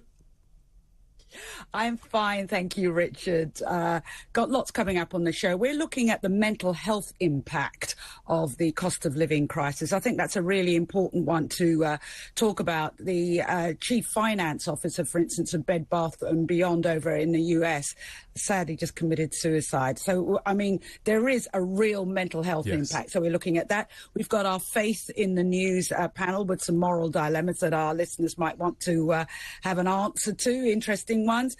We look back at Serena Williams' career as well. Wow. And, gosh, we've got a lot more. I mean, that is remarkable, isn't it, Serena Williams' career? She's just such a tennis icon. Is she your favourite? I think she'll be back. You think she'll be back? Yes, I think she'll be back. I don't think, you know, when you've had tennis your entire life, how do you completely step away from anything? I mean, these are people who lifted a racket before they lifted a cup or anything else. So I hope she'll be back because she's been good for the sport. Oh, she absolutely has. I mean,